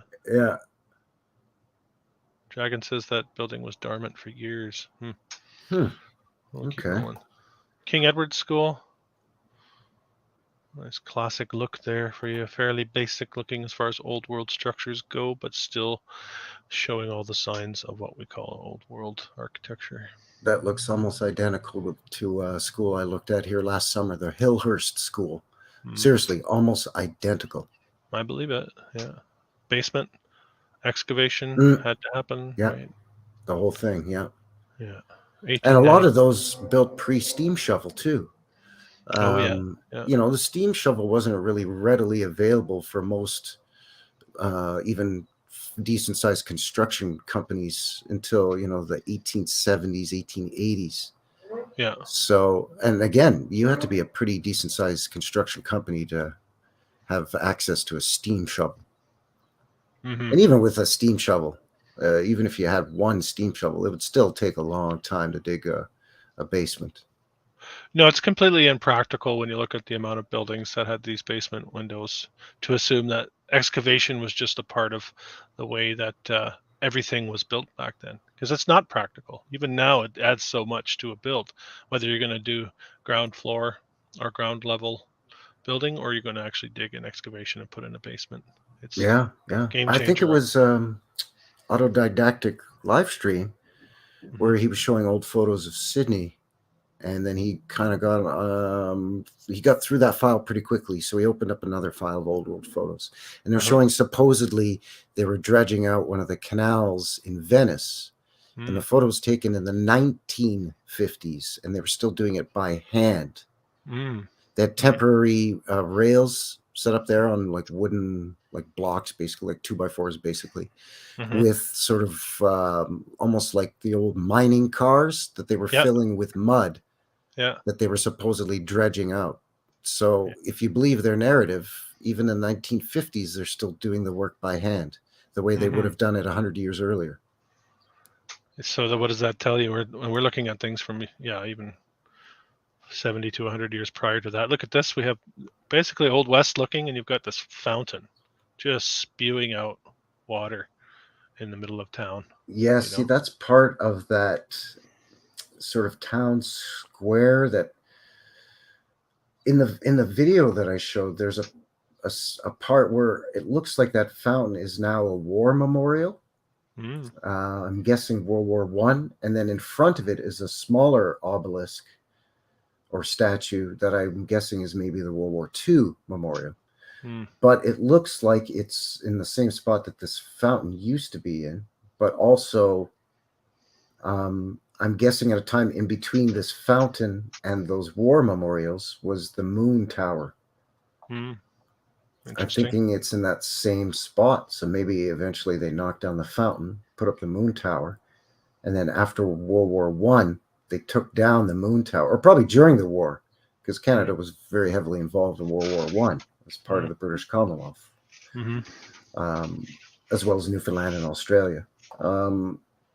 So maybe they would have taken it down during World War I, and then after the war erected the war memorial, because it's all looks to me like it's in that same city center plaza area. Sure, it's very possible. It's also a change of energy, an homage to the war, and from a fountain, the flowing waters and all the rest of it. Definitely the healthy flowing clean waters, and even just the pleasant sound and visually pleasant fountain, and then now it's a constant reminder of death and destruction and a war. That's right. Yeah, and also trying to imply or to showcase here that at this very early time period there had to be functioning plumbing.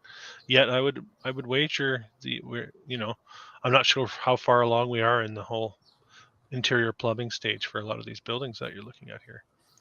So something to think about. Yeah, I mean, you don't even have to look at this recently. I mean, you go back even to the 1600s in France, right? What's that fancy schmancy place in France? Yeah. that I know had what all you these fountains and pools and water features, and it Mind would shoot Unveiled did a good one water. on that. Yeah, but no Yeah, it would shoot bathrooms in the water building. dozens of feet up in the air, or whatever it was, or 100 feet up in the air, or whatever it was. And yeah, no Yeah. bathrooms. So they could plumb fountains, but not lavatory systems. Mm-hmm. Strange. It is strange, yeah. This is, sorry, I apologize for the quality on this one, but this is at least giving an indication of Hamilton in 1892. This is a lot of Wow. factories. It's looking like here. Yes, yeah, very industrial.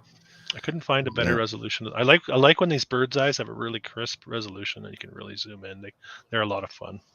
This thing's really built out though. Like, It sure is for that. what was the time date period. again? 1890 what? 1892. Wow. I didn't get a chronology of population. It's hard to find on the Canadian cities as well as we go back in time for Hamilton. The American cities is an easy search, and you get a decade by decade population, but it's a lot harder to find on the Canadian cities. Yeah, and I find that you know what? I actually have first-hand experience of that with Wikipedia. Wackipedia, I like to call it, because they're a wacky bunch over there. Just don't tell anybody. But anyway, right. Like none of us are aware of it. But we're not wacky. No. I remember bookmarking Calgary in a Wikipedia page just for quick reference. Right, I just bookmark it so that I don't have to constantly type it in the search window all the time. Go on, yeah. And they used to have the table showing the population from, I think it was 18 I want to say late 1860s, early 1870s. Anyway, okay, up until present day, and now that it's not there anymore. They used to have that on a regular basis when you were doing your searches. So that's what you're saying. Yeah, but the exact same Wikipedia page for Calgary, Alberta, Canada that I bookmarked. Mm-hmm. When I click on it now, I just click on the bookmark and it instantly takes me to that page. And the table that shows the population growth is no longer on the Wikipedia page. Very interesting. I don't know when it was removed. Yeah.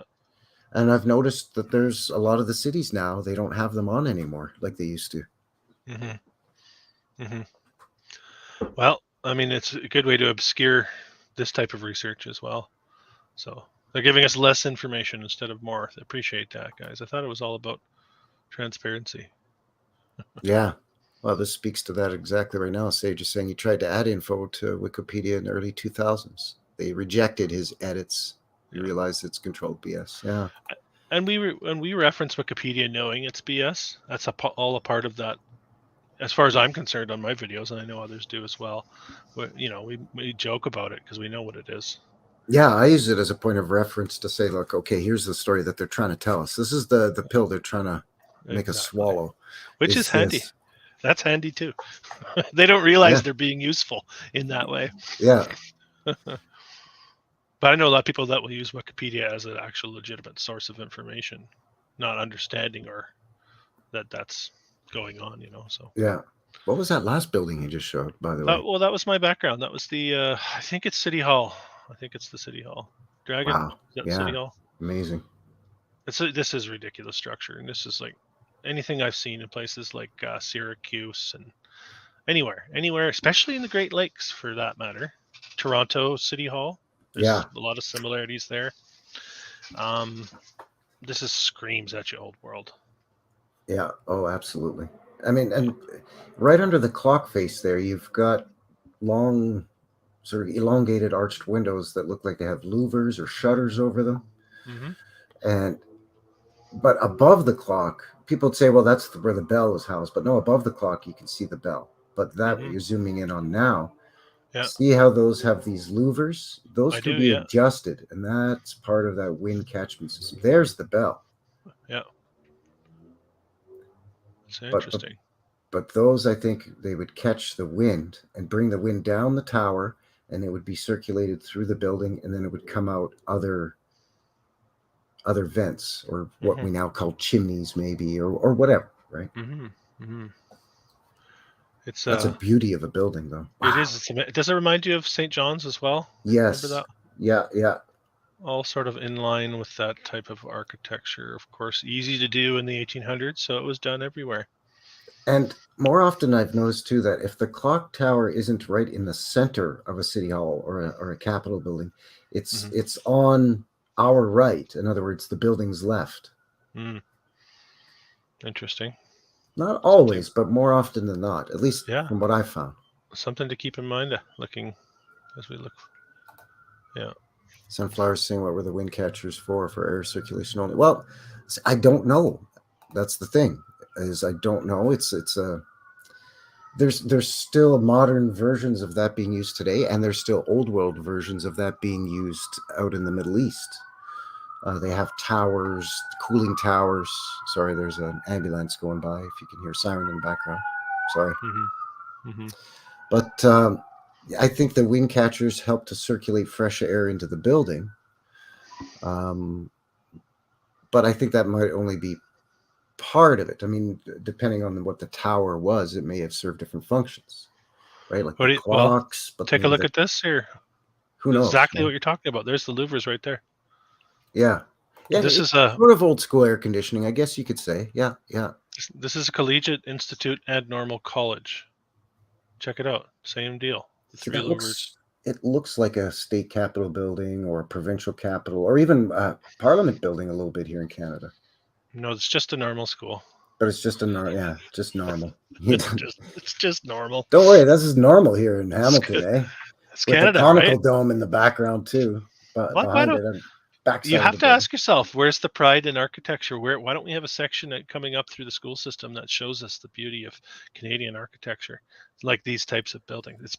They don't want us to pay attention to it. Yeah, I never learned about this in school. We learned a little bit about the Parliament buildings, and they'd show a slideshow or some crappy old CBC thing from the 1960s to show you the Parliament buildings, and admittedly, the Canadian Parliament buildings are outstanding. I mean, top, like world renowned. I would put those on the world stage and put them up against almost any other building. Sure, of in course. the realm. Yeah. Just mind-boggling. Oh, hello to Martha. See you in the comments there. Hi, Martha. Howdy. Nice to see you here. Yeah, that's Gungnir says, I don't think old world has to mean Tartarian. Yeah, exactly. That's kind of how I look at it too. I do think that there was a Tartarian empire in the ancient world, but that doesn't mean that normal school that O just showed was built by the Tartars. That's not what I'm saying. That's why I tried to clear up. It's being used as a blanket term for old world research. Yeah. So people, get their hair up a little bit and they say, you can't say everything's Tartarian. It's like, it's I don't know. It's the definition seems to have changed from maybe what we'll call the historical understanding of what Tartaria was. Some people are just using that, I think. Yeah. And, some of to support the whole Tartarian thing is they'll show you on old world maps that, the region known as the Tartarian Empire is color-coded a certain color, let's say pink. And then they show other parts of the world, especially in the Northern Hemisphere, like North America, for example, in pink. And they say, well, see, they were over in the quote-unquote New World too. Well, maybe that just means that they were trading partners or allies, but I don't necessarily think that there were Tartars building what O is showing right now here in Hamilton. There's a uniformity in architecture of the old world, though. There's regional differences, but there's a uniformity in the architecture, which implies the communication was shared skills, shared knowledge. What the heck is that, eh? That's some kind of doodad that looks like it's that's what I call Antiquitech. That serves multiple functions. I had a viewer ask about all the different types of Antiquitech. So I have an idea to poke around my videos and take little snaps of all these different shapes that we see sometimes on tops of these. So there'll be a video like that coming in the future too, just to highlight those shapes. This is beautiful too. Queen Victoria School. Yeah, it's incredible. Another thing I brought up in my most recent video on Wichita too is you see a lot of postcards with trees obscuring the view of the building, which I think is suspicious in my mind. This one's not so bad, but there are some really bad ones. Yeah, you showed some that the trees were really bushy and filled with leaves, but they were postcards, so you know that they could have embellished and added more leaves, added more foliage. Or it's highlighted And a picture from a different season, maybe. yeah, or from a different angle, or Mm, even your mm. junior explorer was commenting on that it's hard to see the building because the tree is in the way, or Yeah. sometimes more than one tree, sometimes a bunch of trees. Hmm. This is a part of that. Dundurn Castle. Mm. This is these are all like multiple dormers. This is very strange look here too, like mini dormers coming off the roof here. Strange part of that structure. I have a few more of that building, but this is That very might be unique. what Dragon Sage was alluding to as well, the old graveyard across the street from Dundurn Castle. Mm. Yeah, old graveyards is an interesting part of that historical narrative too. Here we have the General Hospital. I know it gets a bit grainy, but you get the picture, right? Yeah, look how embellished and beautiful that is. I mean, I can maybe dismiss the idea of hospitals and churches as healing centers being aesthetically pleasing and giving you good energy, good vibes, if you will, to help with a healing, whether it's spiritual healing, physical healing. Mm-hmm. But at the same time, again, I mean that's not employed today. We look at what hospitals look like today. Mm-hmm. I mean, the whole healthcare industry has become just that, a business or an industry. So it's not designed to keep you in good health. It's designed to keep you under their health guidelines. And it was in its infancy at this time when these buildings were supposed to have been built. And you see multiple hospitals in these cities from the late 1800s where, the whole whole idea of healthcare and the way that we do it was in its infancy. It hadn't been Rockefellered yet. That still had to come. And so it's strange to see all these structures designated hospitals. It's almost like it's for our for later on in the narrative to explain away these structures, maybe in some way. Healthcare. Yeah. This is the cotton mill. This would be a cotton mill. Huge though. There's another one of those towers. Right?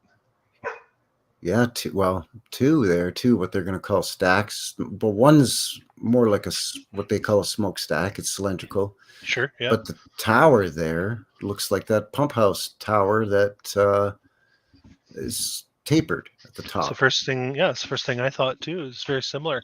I mean, it's grainy and it's a postcard, but it's what's funny is these things are all but buried, and the fact that I'm showing you a grainy postcard means I probably couldn't find it in any other format. Yeah. So, yeah. Sunflower in the chat's bringing up a good point here. She says, "Are you guys aware there was a second Parliament building in England? It was a quote unquote duplicate. It was near one of the Crystal Palaces." Mm-hmm. Yeah, well, and I know there was the whole narrative of the Crystal Palace burnt down and then they rebuilt it, or no, it was moved and then it burnt down or whatever. But had you ever heard of two parliaments? Oh, No, I never. I haven't. No, that's interesting. Huh. Wow. Strange part of the story. I'd never heard that. Yeah, An interesting tie-in though with the Crystal Palace. Remember I was talking about the John Baird gentleman who was creating the television? Yes. Apparently he was based out of the Crystal Palace when it burned in the 30s. Remember, I don't know if you're familiar with that. The Crystal Palace burned down in the 30s. So apparently he was in there doing his thing. Just to tie in with what we were saying earlier, I Speaking of Crystal Palace, was there something to do with Hamilton and the Crystal Palace too? I thought I remembered. Well, I might have. I know Toronto has one. There might be one in here. Or maybe what it was is I was researching Hamilton, and maybe you know how sometimes it'll throw Toronto at you when you're looking at Burlington or Hamilton or Oshawa. They'll throw in. Mm-hmm. No, it says hold on a second here. Sorry, you go ahead. I didn't mean to derail you there. That's fine. No, I'm just reading the comments here. You noticed 117 Gungnir lives in Kamloops. It's funny because I'll be heading to Kamloops tomorrow for a couple days. There you go. Yeah, that's the Thompson area, right? There'll be a bit of that story. There you go. That's the name of that other trading company. It's not the Canadian Fur Trading Company. It's the Northwest. Northwest. Yeah. There was the Hudson's Bay Company.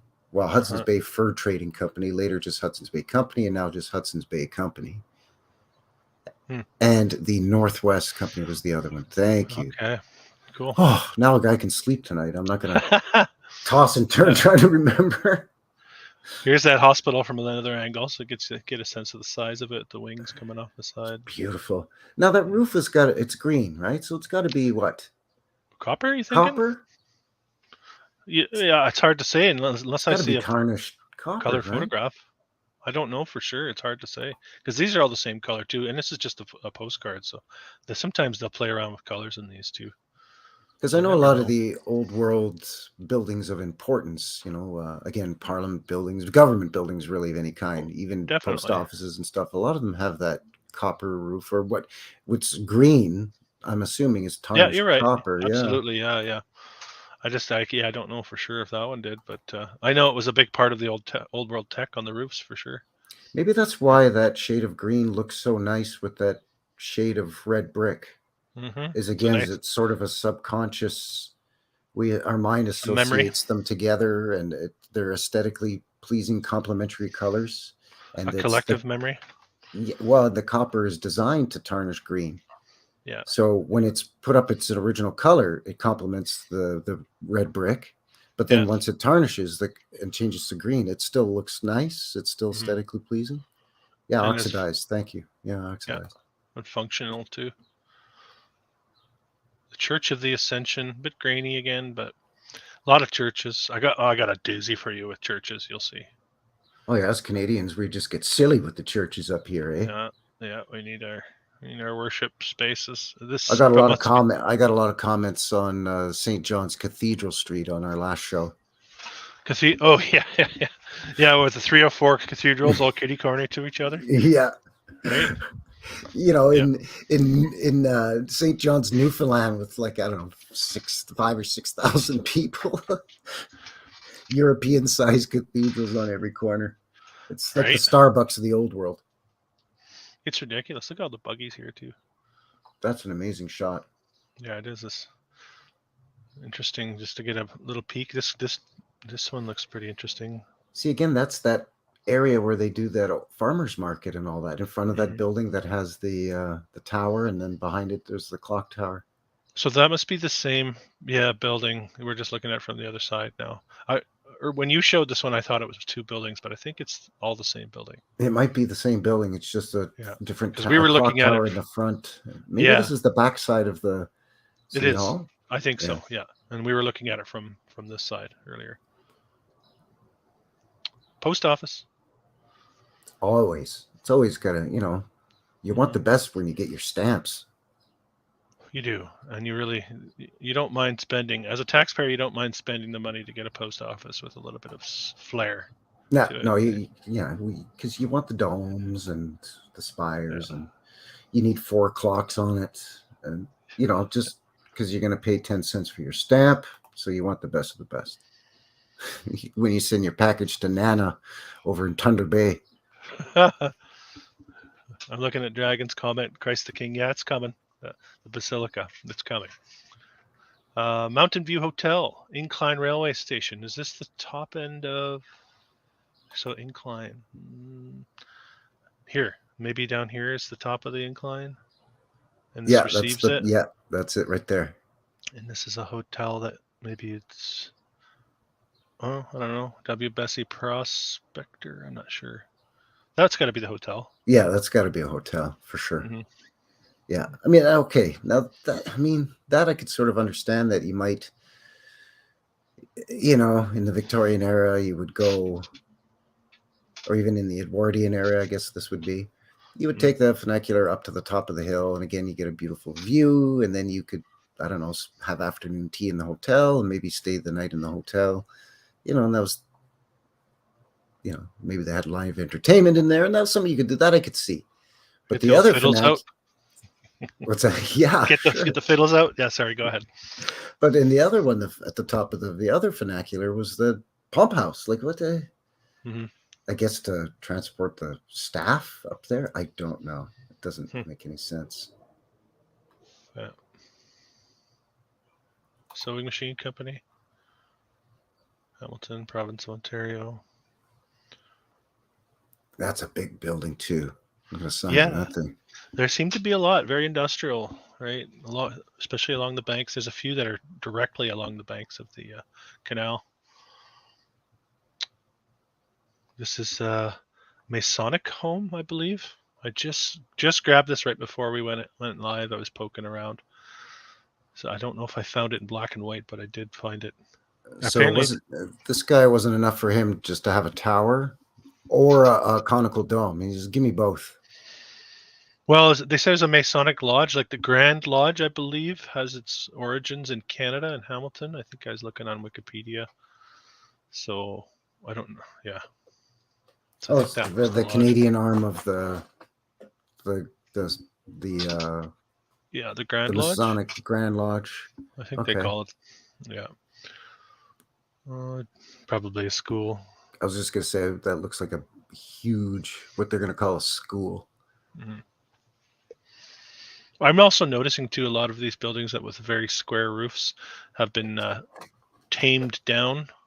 Even for our time, a lot of them have been, whatever decoration may have been along the top, they just put a nice straight line instead of any sort of fancy that may have been there once. So often, I would say oftentimes we're looking at buildings that have been scaled down, scaled back from what they once were, which is a strange part of the historical narrative too.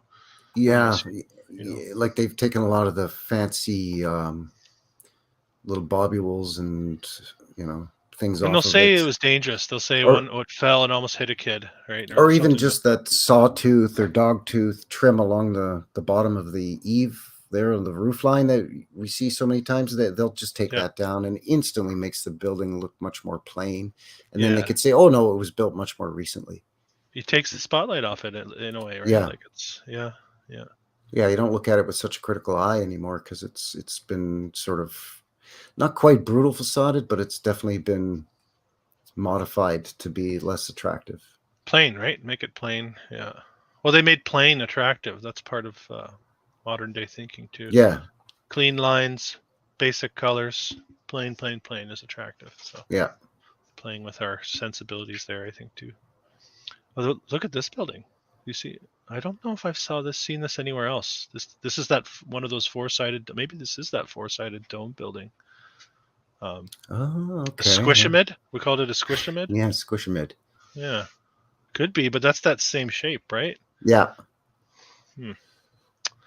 And then, yeah, I don't even know where. Huge. I mean, these are massive buildings. And again, I'm not seeing any cars here. This is still Horse and buggy.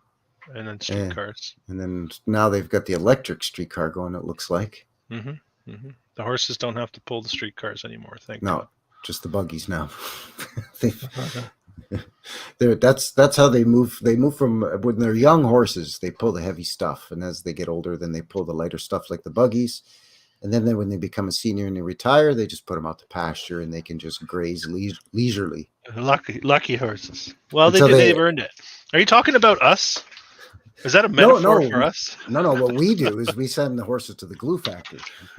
No, I mean, that's what they do to us. We work our butts off, and then eventually you get to retire. It's the same thing that they have planned for us in this society, right? Well, sure.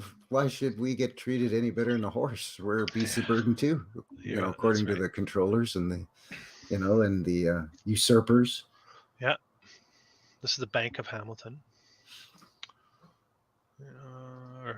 That's a huge building too. It's massive, especially for such an early time frame. If you look back, and again, I mean, I know it's a drawing, but horse and buggy. This is pre-automobile. Maybe not. Maybe they're telling us there's an automobile here too, but this is all drawn in. So yeah. Massive building. Yeah. Grand Opera Hotel. Not to be confused with the Grand Ole Opry. Yeah. And here's another squishamid. Yep. With the gate. What? Yeah. Beaks had a name for that. Ether fencing. Yeah. This looks so busy. All this roof work detail. Just imagine doing the work up there, trying to finish in such a manner. It's How much more elegant would it look if you took off the awnings, the fire escapes, and the signs, though? Then it would be a lot more majestic looking. That's true. That's right. Yeah. It's still a lovely building, though. Mm-hmm. And again, Very what busy. was the obsession with opera? Like, Yeah. as a typical Canadian, was that the musique du jour? Was that the people's choice of music? Like, even here in the Wild West frontier, the cowboys loved opera, I guess. I don't get it.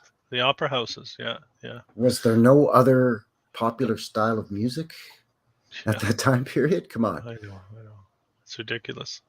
We saw that one. Oh, there's that bank in photograph form. That's huge. Right? And look down here. Basement windows. So you have to... So they'll probably tell us this was built in 1896 or 1903 or 1906. So when that... If we're giving them the benefit of the doubt and saying that was built at that time, this would have been a monumental work site, because we know they're going deep down into the earth because of what we can see here, and because it's a tall building, you have to. Yeah, that's not just built on a platform on the ground. I mean, that is down. Yeah. That goes down there, and again, sure. I mean, a lot of the materials you can move in on the rail tracks there that the streetcars use and all that. Sure. We get it.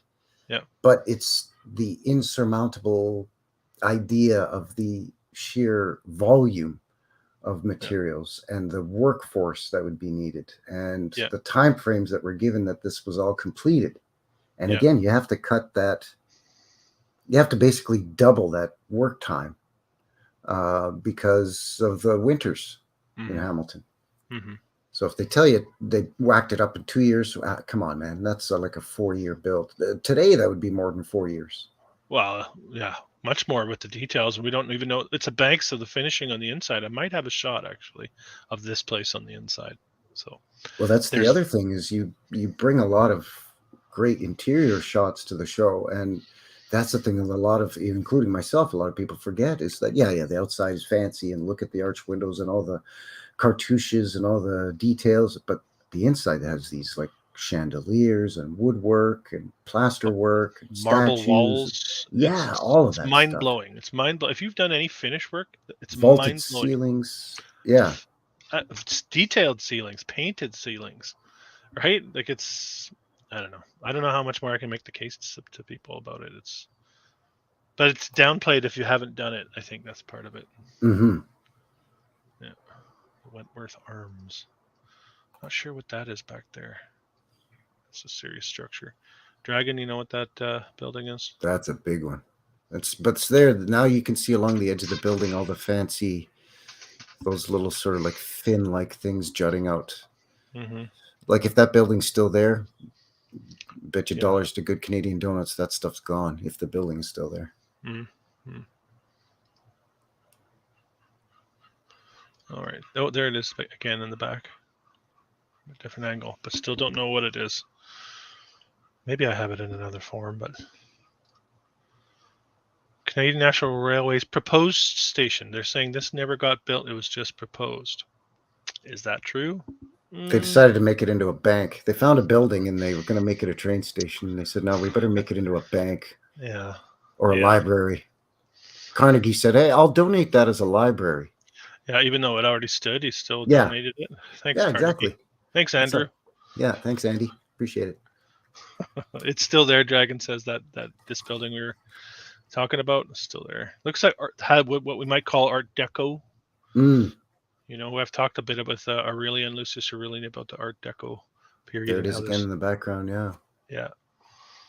So this is, okay. So proposed train station. I suggest that this probably had more going on 4 corners, possibly, maybe even a dome. I'm starting to think a lot of these buildings, the dome's been taken off. Yeah. And even if the 4 domes or mini domes on the side have been scaled down.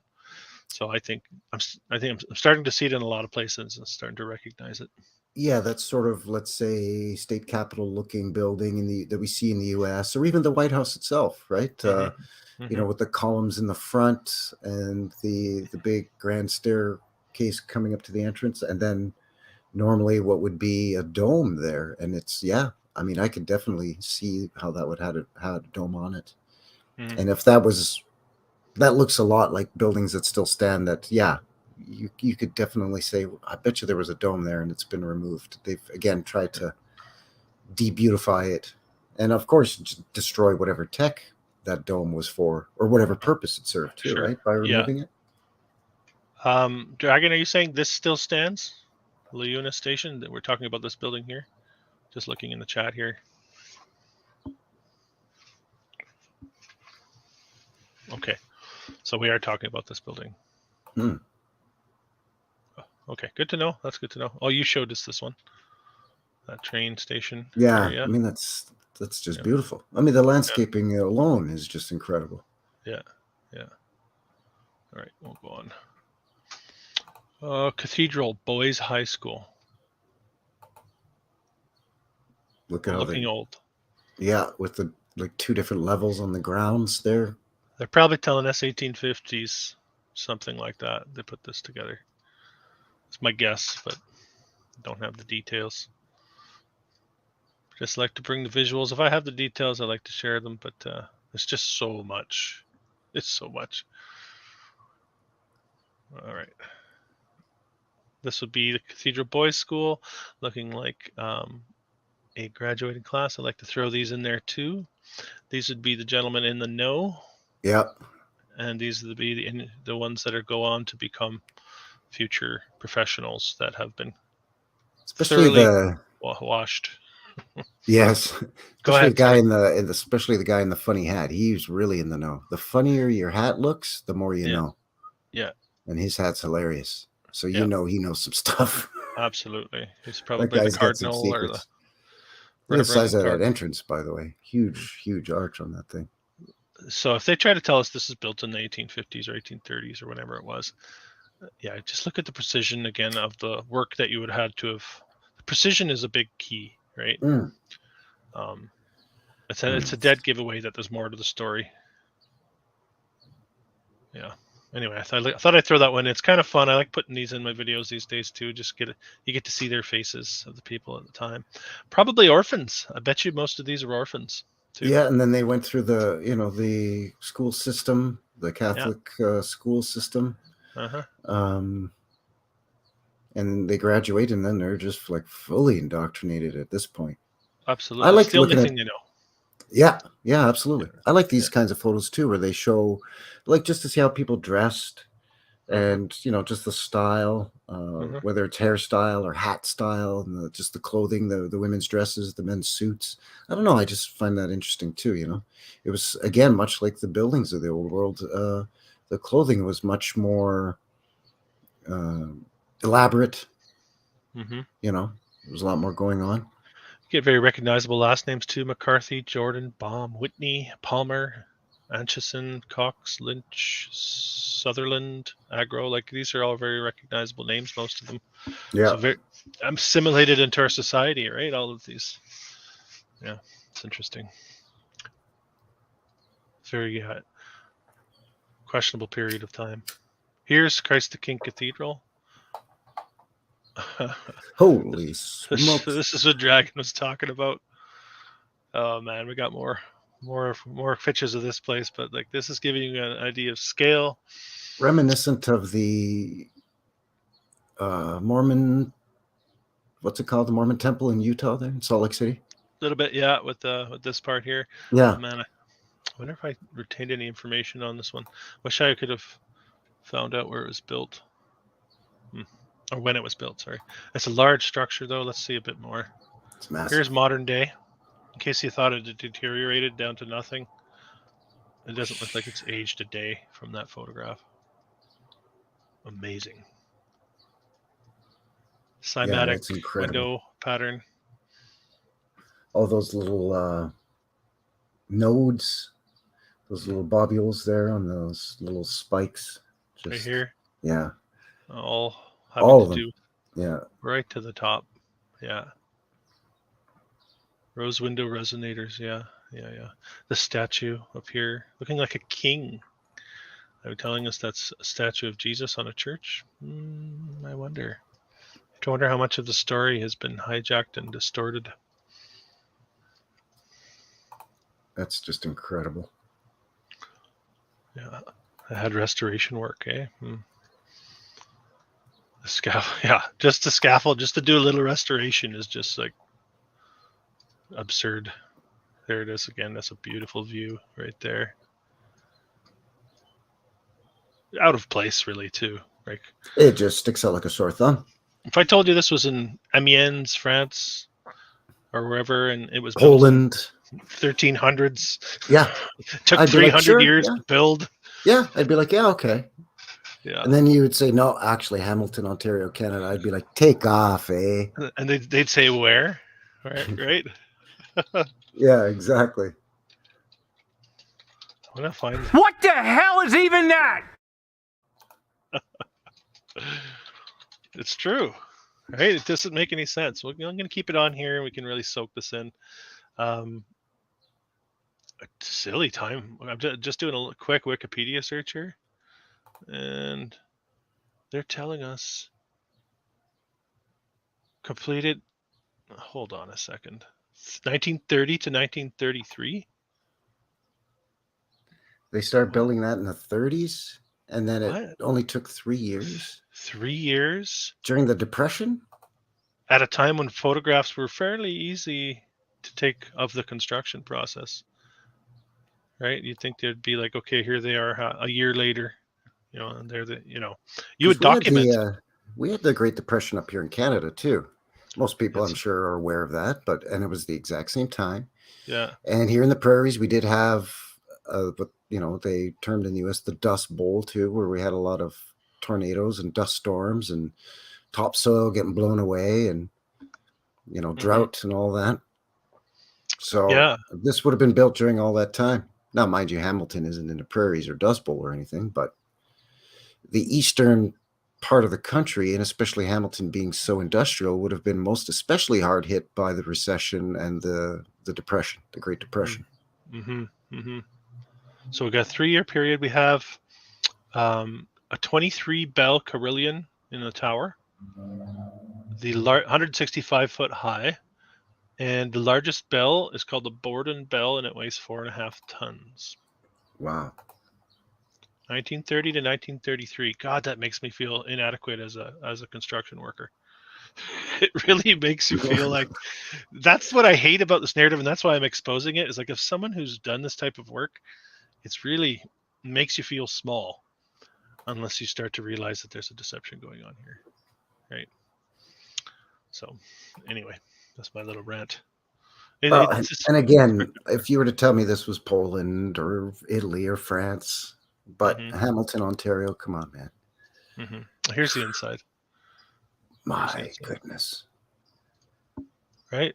Look at this thing. What? Like the woodworking on that is in the Depression era. There's your pipe organ. You see the pipes there. Wow. Yeah. Like, I know wood is very plentiful in this area, obviously. Yeah. But even still, I mean, just the time. Ask somebody to make one of these for you that does this type of work. Just this nub of wood here, and see if they can duplicate that, and find out. First of all, find out how many people are capable of doing that, and then find out what the price would be and the time frame. And tell them, well, I guess they don't have to do it by hand because it's the 30s, but most of that would be carved by hand, I would think. Yeah. If somebody were to duplicate that now, that would be. I mean, they could do a lot of the basic stuff with a lathe, but all the finer carving details would have to be done by hand. And then it's stained, and then it's, it's shellacked or whatever. And then it's got to be mounted up there properly and then finished again. And then it's got to be maintained. Got to go somebody up there with their Murphy's oil soap and a clean rag, shining that up, and polishing it up twice a week or whatever for hundreds of years. Yeah, right. Incredible. This is still the interior. 1930s? Come on, people. Come on. The 30s, they were putting this together in Hamilton? I don't buy it. I can't buy it. It makes no sense. That is incredible. That ceiling is incredible. Beautiful. It's symmetry, right? Perfection in the symmetry. And of course, all the posts or the columns coming down, all flowing together. The way that this flares up into the roof, this little detail flares up into the roof. There's only one way to explain the narrative behind this. It's basically the ideology behind the whatever you want to call them, the elites or whatever. I mean, they come across a building like this and I'll steal it! No one will ever know! it's basically what it is. A It's couple mine now. generations later, we're clueless, right? All right. Oh, this is the cathedral school in color. We saw it, but that's where we saw them all sitting out there on the Yeah. Okay. front there. Yeah. It's a beauty. I'm telling you, a It's old, two-tone right? brick too. It's it's not that. It's not that uniform colored brick. It's like a two-tone brick or something, or stone or something. It's nice. The Really detailings. nice. Yeah. All right. Sorry if you can hear a train and going by in the background. I don't know if my mic's picking that up or not. Centenary Methodist. I'm still only halfway through the file, by the way. Wow. Look at this place. I'll keep moving, and you let me know if you want me to zone in or focus in. All those turrets, they look like minarets almost. It's incredible. Is it covered in ivy or something, right? That's which implies it's been there a while. Yeah. See, we don't get that out here in the West. It's too dry out here in Alberta. Sometimes on the coast you get it. You'll see it in Vancouver, Victoria. Yeah. I imagine where you are, it's too high an elevation. Yeah, it's the same as you. Yeah.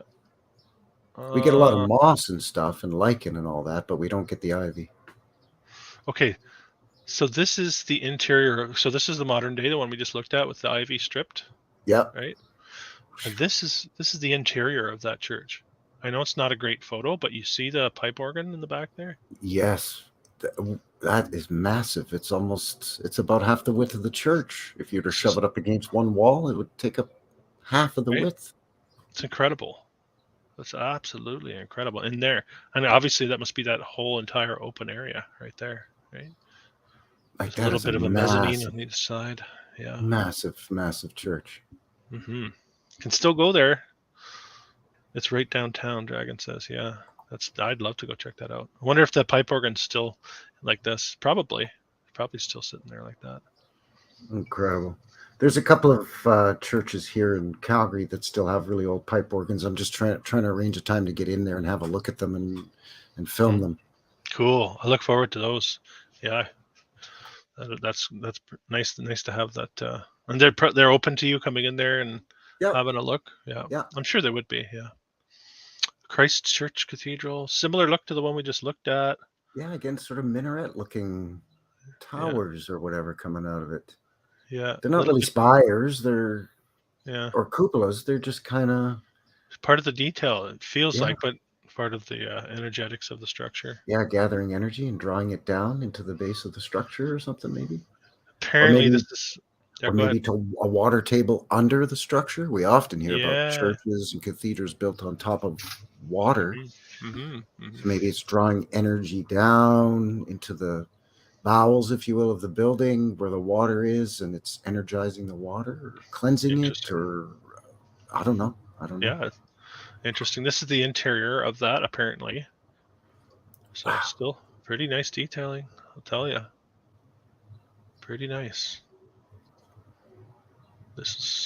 Here's a pipe organ on either side. You can see pipes there and there. Yeah. And then the resonant frequency somatic pattern in the window there too, right by the organs, of course. And then even that being like echoed in the architecture here with the circular detail and these buttresses coming off the roof. Beautiful. Who's doing this work in Hamilton, late 1800s? Incredible. There's another shot there of the pipe organ. Look at the detail on the pipe organ itself. Yeah, again, these aren't just brass or steel pipes that are hooked up to the wind mechanism that you press the keys on the pipe organ and away you go. I mean, it's fancy carved, decorated. Sometimes it's inlaid with other metals or gold or silver, especially in a church, right? It's going to be bejeweled with bedazzled with all kinds of bling. Yeah. Another church, Saint Stanislaus. Now, I would wager that this has been chopped off. It probably matched this at one point. Again, you see this all over the place. The modifications that they do to these to sort of. Yeah, when they lop the spire off of the top of a church, I always jokingly say it's been circumcised, and this one I guess has only been half circumcised. Castrated. Some of them get castrated. Yeah, it's only got one ball on there. That's a dome. It's a ball. The other one's missing.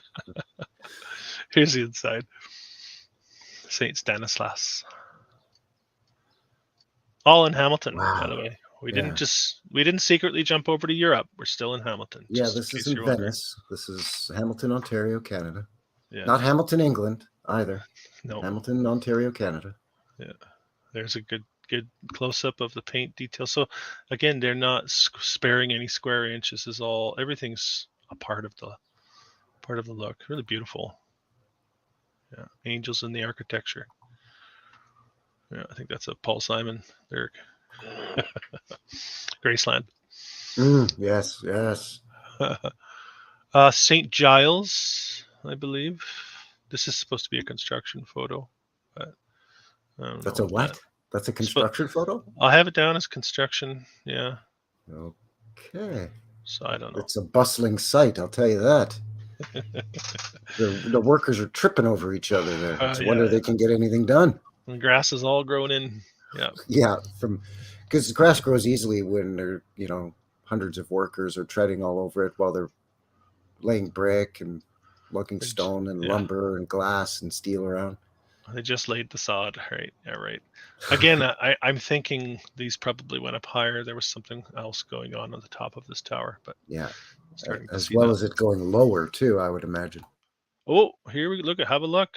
You mentioned this earlier. Crystal Palace, Hamilton. I knew it. Actually, I did find an article about the Crystal Palace. So maybe at the end here, I'll quickly jump on that. But yeah, I thought I remembered. I don't know why I didn't bookmark anything. You have an article for the Crystal Palace? Yeah. Well, do you want to switch over and throw that in? Let's do it, and we can jump back to this when you're done. Oh, that makes sense. Sure. Okay, why not? Yep. Do this on the fly here. We're learning as we go here. I'll light up another smoke, right? And you have the wheel for a bit. There we go. There's the history buffs to celebrate 150th anniversary of Crystal Palace. Oh, in London, you say? No, in Hamilton. Hamilton history buffs. Gathering over the weekend to celebrate the 150th anniversary of Victoria Park's former Crystal Palace. On September 20th, 1860, the Steel City's very own Crystal Palace was opened by Queen Victoria's son, King Edward. Or I guess he wasn't king then. I don't know. Edward.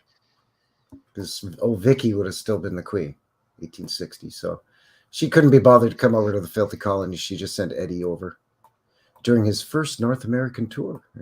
Although it was fragile structure made of wood and glass and lasted a scant 30 years, it was modeled on London, England's 1851 building of the same name. Of course it was. Let's see if it was destroyed by fire. During the opening, 50,000 people turned out for what was then a fairground. 50,000 people in 1860 in Hamilton, so the population of Hamilton wasn't even that many people. So they must have come from far and wide to good old Hamilton. So it's a good thing Hamilton has all those old hotels that we're showing. Yeah. 150 years later, it's a community garden park.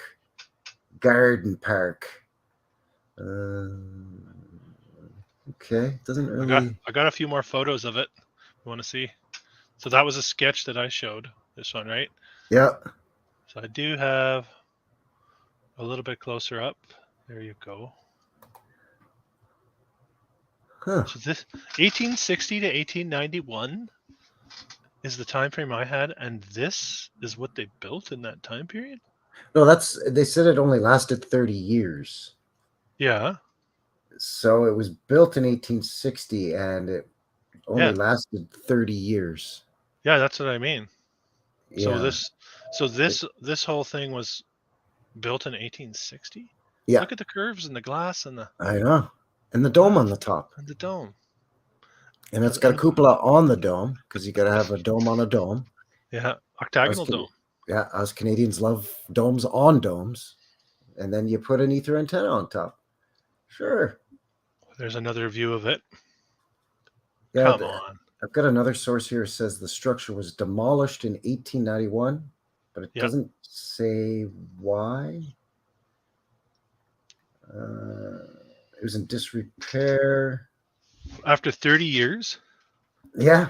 Looks pretty well built to me. The space was about to be renamed Victoria Park in honor of Queen Victoria. It was becoming more of a sports venue, and numerous baseball, softball, and football teams made use of it. What? In the 1880s? Okay, yeah, because you're going to play baseball in a glass building. That's what you want to do.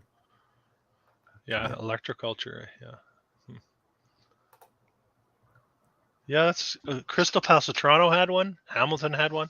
You have to wonder, were these the greenhouses for communities? Were at some form like these a lot of these glass buildings? Were they? I think so. I think they were too. I think that's where, because people say, it seems like everybody was focused in living in these extravagant cities with these wide, expansive, broad streets and all this tech. Well, where do they grow all their food? Well, Crystal Palace is basically giant greenhouses, right? Yeah. Would have been able to grow all sorts of stuff in those too. Oh, we saw this one already. I'll skip past. I think you're right. That is a kid. It might be a kid, but I think so. Horse-drawn streetcars crack me up every time, man. Every time. You got to put in one of your videos right now, one of your little reaction videos. Yeah. Come on, put it in. I want to. I said, hold up, wait a minute, something ain't right. Oh, I love it. Yeah. The horse poop boy, some Dragon says. That's a good call. Just so ridiculous, man. It's a poop cleaner upper. Yeah. There's the top of that building there. We've talked about a few times and not sure what it is. Yeah. And see, I bet you if it's still standing, see those little pointy bits? I bet you those are gone. Yeah, those. There's some sort of stack up there too. Yeah, coming right out of the roof of the building. That's weird. And then what time frame are we in here? 40s, 50s? See the cars? 40s. Just after the war, maybe? Post-war, yeah. That's that big. That's that plaza area with that big shell sign in the back. See, yeah. Look how beautiful those buildings are. Yeah, Hamilton, Ontario, Canada. Yeah, here's another shot of the Dundurn Castle, a bit grainy. That is still standing, right? So people can go check that out. Yeah. That place. I mean, and castle is very accurate. What about this one? Old courthouse building, demolished in 1956. Jeez. That is incredible. An old circular cymatic window there. Yeah, in a courthouse, right? That's weird, isn't it? Yeah. And then a portal at the very top there. Wait, Dragon, are you saying that this building still stands, or were you talking about the previous? I'm just curious. Oh, I think the one with the pointy bits, because he says it's the same. Okay. Yeah, this one's got to be long gone if they're telling us it was demolished. Or they also say City Hall, courthouse, City Hall, sure, whatever, same. Yeah. Right. There's that comment. I was looking for the horse poop comment. Yeah, that kid. That's probably was his. You know what? We laughed. That probably was his job. He was going to tend to the horse that's pulling that trolley. Yeah. Clean the horse poop, feed the horse, brush it, water it. Yeah. So you're saying, Dragon, this one still stands, but yeah, this one's long gone then. The old. Yeah. Old Okay. courthouse. The Gothic one. Yeah. I just wanted to clear that up because I was a little confused. You can see the stonework down below here too. Yeah. Cool. Maybe this was a fountain at one point. Yes, there's an old school here in Calgary that I filmed, and when I got home, I looked up some old pictures, and they have a central garden, circular like that. Yeah. But in old photos, it was a fountain. Of course. Yeah. So the part of the old interworkings, the cooling system, ether and water being used together. I've done a little bit of diving in the old world energetics. And Well, in water these was larger old world buildings, there were spaces between the outer walls and the inner walls. There was a cavity. And I think the wind catchers would catch some of that fresh air. And that's how that fresh air was transported throughout the building, was through these cavities. interesting. Or through ductwork that was put into these cavities. And like I said, and then just through air pressure, the quote unquote stale air would be pushed out the other end, basically. That's interesting. New technical school. Horse and Looking buggy like a era. castle. A lot of detail in the brickwork. First, Presbyterian. Possibly. Holy mackerel. HPL. I'm sorry, I can't. Yeah. Look at this, eh? This is definitely some sort of octagonal tower coming off it there. Yeah. Isn't that amazing right there? Like, I mean, the whole thing's amazing, but Again, looking a bit like a minaret, not like a smokestack or anything, but like a minaret or a tower, or again, maybe for an airship or dirigible, or like, I don't even know. This one had to go. They had to tear this one down. Oh, there's too many. I'm scratching my head now. So yeah. Oh, it's right next to the old church here. Actually, remember the church we looked at? Yeah, okay, there it is. Stood right next to it. Wow, long gone. This must be what they're calling the centenary. Then this is the first Presbyterian next to the centenary. Yeah, that makes sense. So was this where they lived? They're supposedly.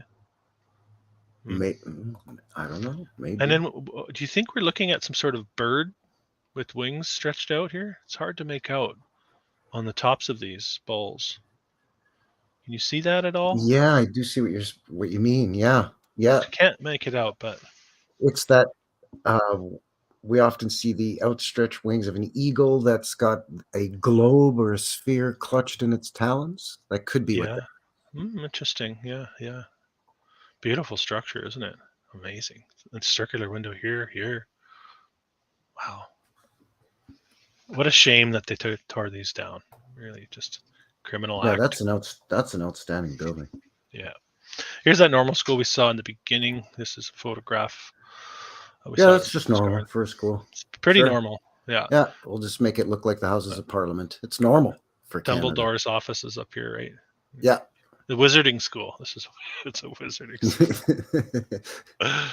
It had to have been wizards to build these in the time periods that they're telling us, and that looks like a winter photo too. No leaves on the trees and looks like snow on the ground. Yeah. JJ Organics saying hi to us both. Hello to you. Thank you for joining. There you are. Hard to type on the phone. Gotcha. Yeah. And then you get the auto correct, and it's just like, that's not at all what I just said. This is 1876. I know it's grainy again, but it's a big city. I wish I had a population. I wish they had gave us a number. I just couldn't find. So this is Bird's Eye of Hamilton in 1876. Yes, that's what we're told. Canada became a country in 1867. So this is 9 years after Canada officially becomes Canada. Instead of the Commonwealth of Provinces of the Dominion of Canada. Yeah. So built out. Look at. Yeah. It's built out. It is. It's huge. That's why it's so built out. And it's gridded perfectly, surveyed very, very well. And again, that main street promenade kind of going diagonally across the city there. Yeah, do you wonder what the stopping point would have been? Hard to tell, not enough detail. Again, I wish I had a much higher resolution of this. Would be nice. Probably one of those really extravagant buildings. Yeah, exactly. Terminus of some sort. Maybe this is an old asylum. City Hall or something. Holy, that's huge. Is that many crazy people in Hamilton? Well, probably. No. Well, I mean, you think about it, right? They had to. You think about what really went on, and it's.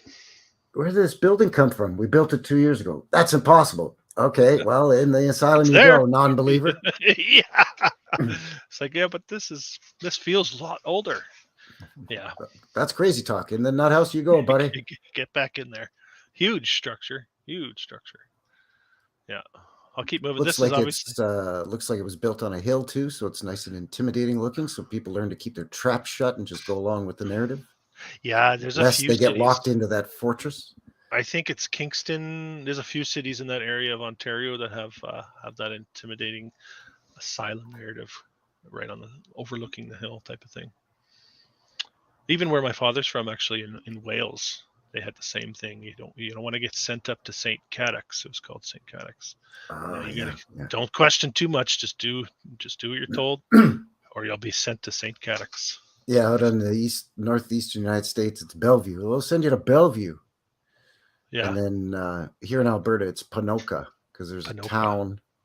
There's a town about roughly halfway between Calgary and Edmonton. It's maybe 2 hours hour and a half north of Calgary. Anyways, called Ponoka, and that was where the big provincial mental hospital is. So that narrative repeats itself in all these locations. We all kind of know. Don't. I see a comment here, Maggot, saying they straitjacketed a friend of mine in the 80s. I'm really sorry to hear that. It's anyone who questions the narrative for the longest time had been taken out of society. We're at a point now. There's too many of us questioning it, I think. But it would have been awful for the people that could see at such an early time. Yeah, that's terrible. That's terrible. And in the 80s, they weren't kind of like how they are now. Now, society is a lot more. We tippy-toe around people's feelings and emotions, and so you can get away with crazy. And then we take mental health a lot more seriously. So, but in the 80s, they didn't necessarily had his best interests in mind. I just put a straitjacket in a rubber room. The poor guy. Well, right? I do have a problem with the label mental health, because there is an implication that if you're not towing the line of society, then you're not mentally fit, right? So I do have a problem with that. It's labeling people who have poor mental health. I know a lot of people who say that aren't really awake to much, that they'll say, oh, my mental health I'm having trouble with my mental health these days. It's like, no, you're questioning reality. That's how I look at it. And it's healthy to question reality, but a lot of people have been told don't question reality.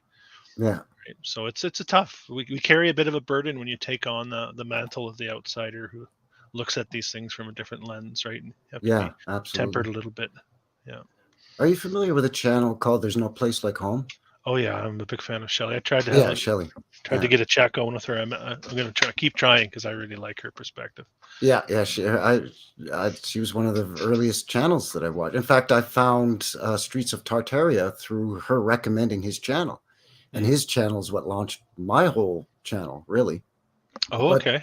But she did a video a while back, and I think John Levi's covered this too, about the reasons why you could get sent to a sanitarium or a mental hospital.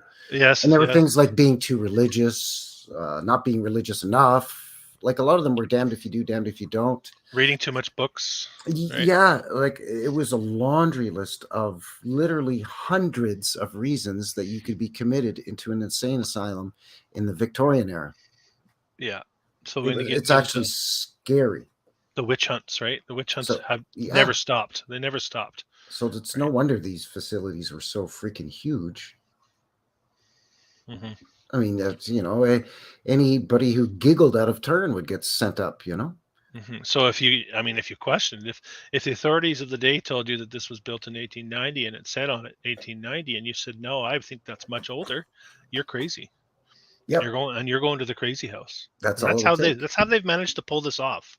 We really have to put it in perspective what's going on here. Maggot sent 3 signatures from family members and they take it. Yeah, or if the state deemed you insane through, let's say, I don't know, you were starving, so you broke into a store and stole some food, the local mercantile, and stole some food or whatever, and they said, oh, this guy's a crazy person, and you could just be sent up just by the state. Exactly. Yeah, it's really sad to. Here's the grounds of the Crystal Palace after it's been torn down. This must be from an 1876 bird's eye, and I'm not seeing it there. It's interesting. Yeah, that's weird. A little snapshot from a bird's eye. And they said that it was called Victoria Park after the place was demolished. So already we're finding a little bit of a discrepancy maybe here. Well, I'm just wondering here, is this supposed to be just the other end of the grounds, or is this supposed to be the Crystal Palace? Is this a historical deception? And you know, strange.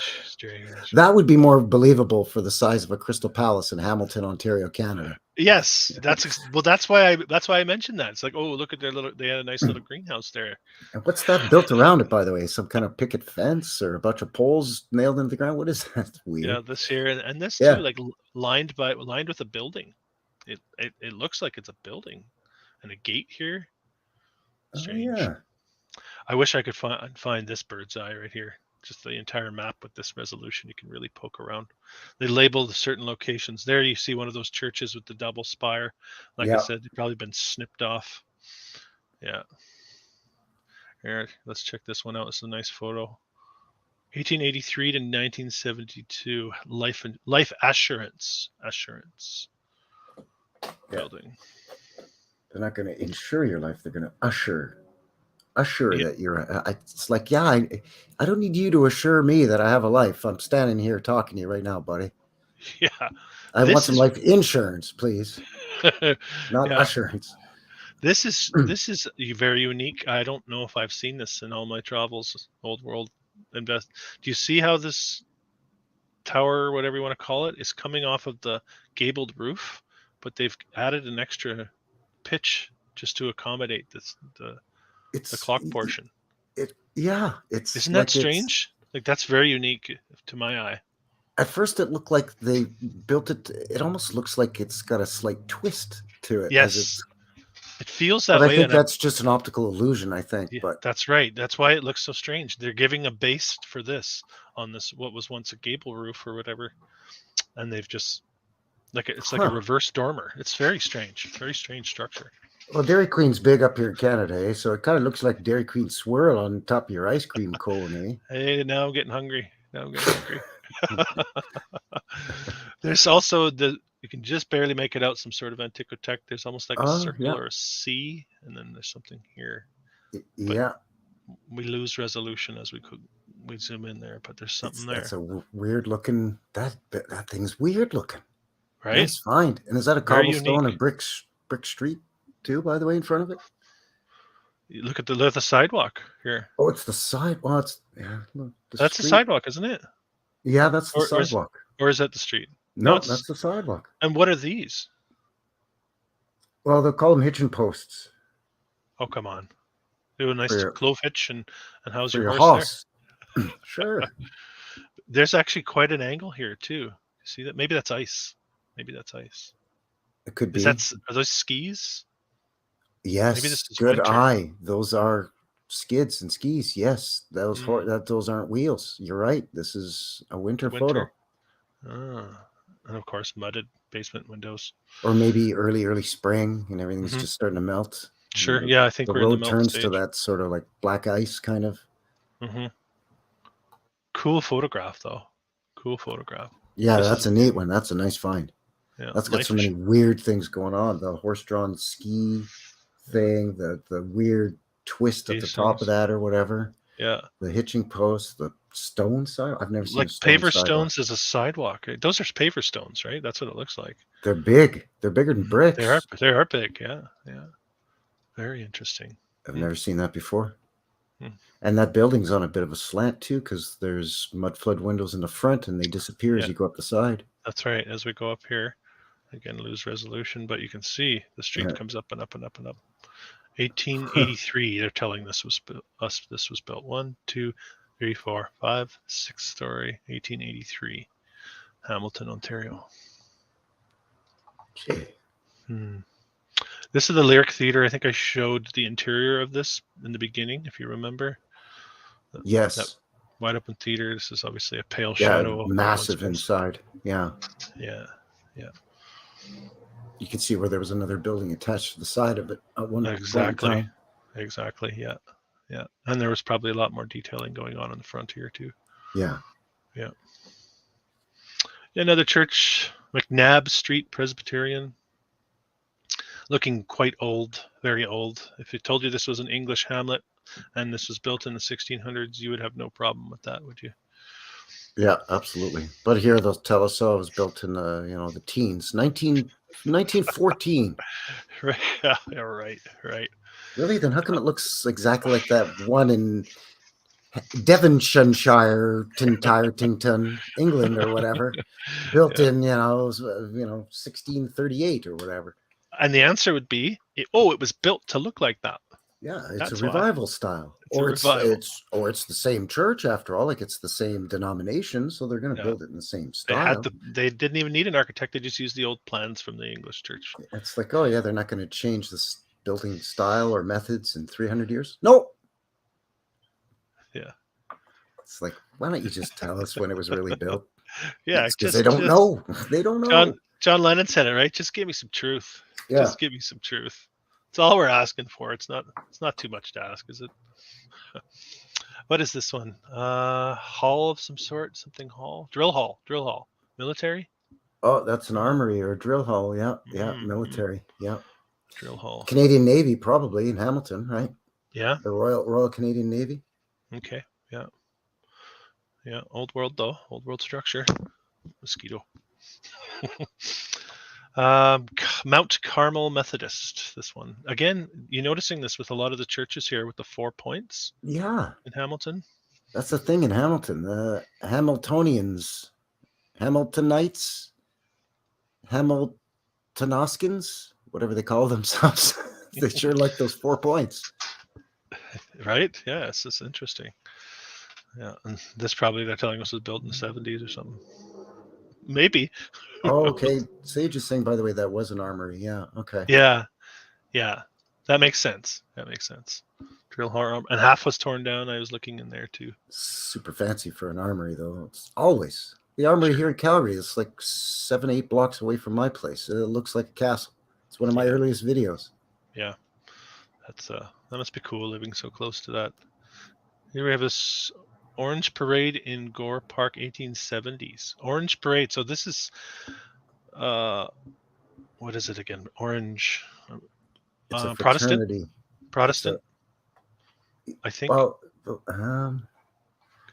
there's the Protestant, the orange when it comes to with the Irish thing, but there's also there was the orange. I think it's born out of the same thing though, isn't it? I think it comes out maybe of there's Protestant something. church. It's some kind of fraternal order that's associated with our buddies, the Masons. Oh, okay. Well, yeah, of course. Because the old mayor of Calgary was a member of that fraternity. Of the Orange Brigade or whatever. Yeah, something like that. Yeah, I'm just gonna look it up as you go here. Sure, yeah. So prominent in this area of Canada, I believe. In my research, I've come across the Orange fraternity quite a bit. Yeah, I in Canada I see it a lot.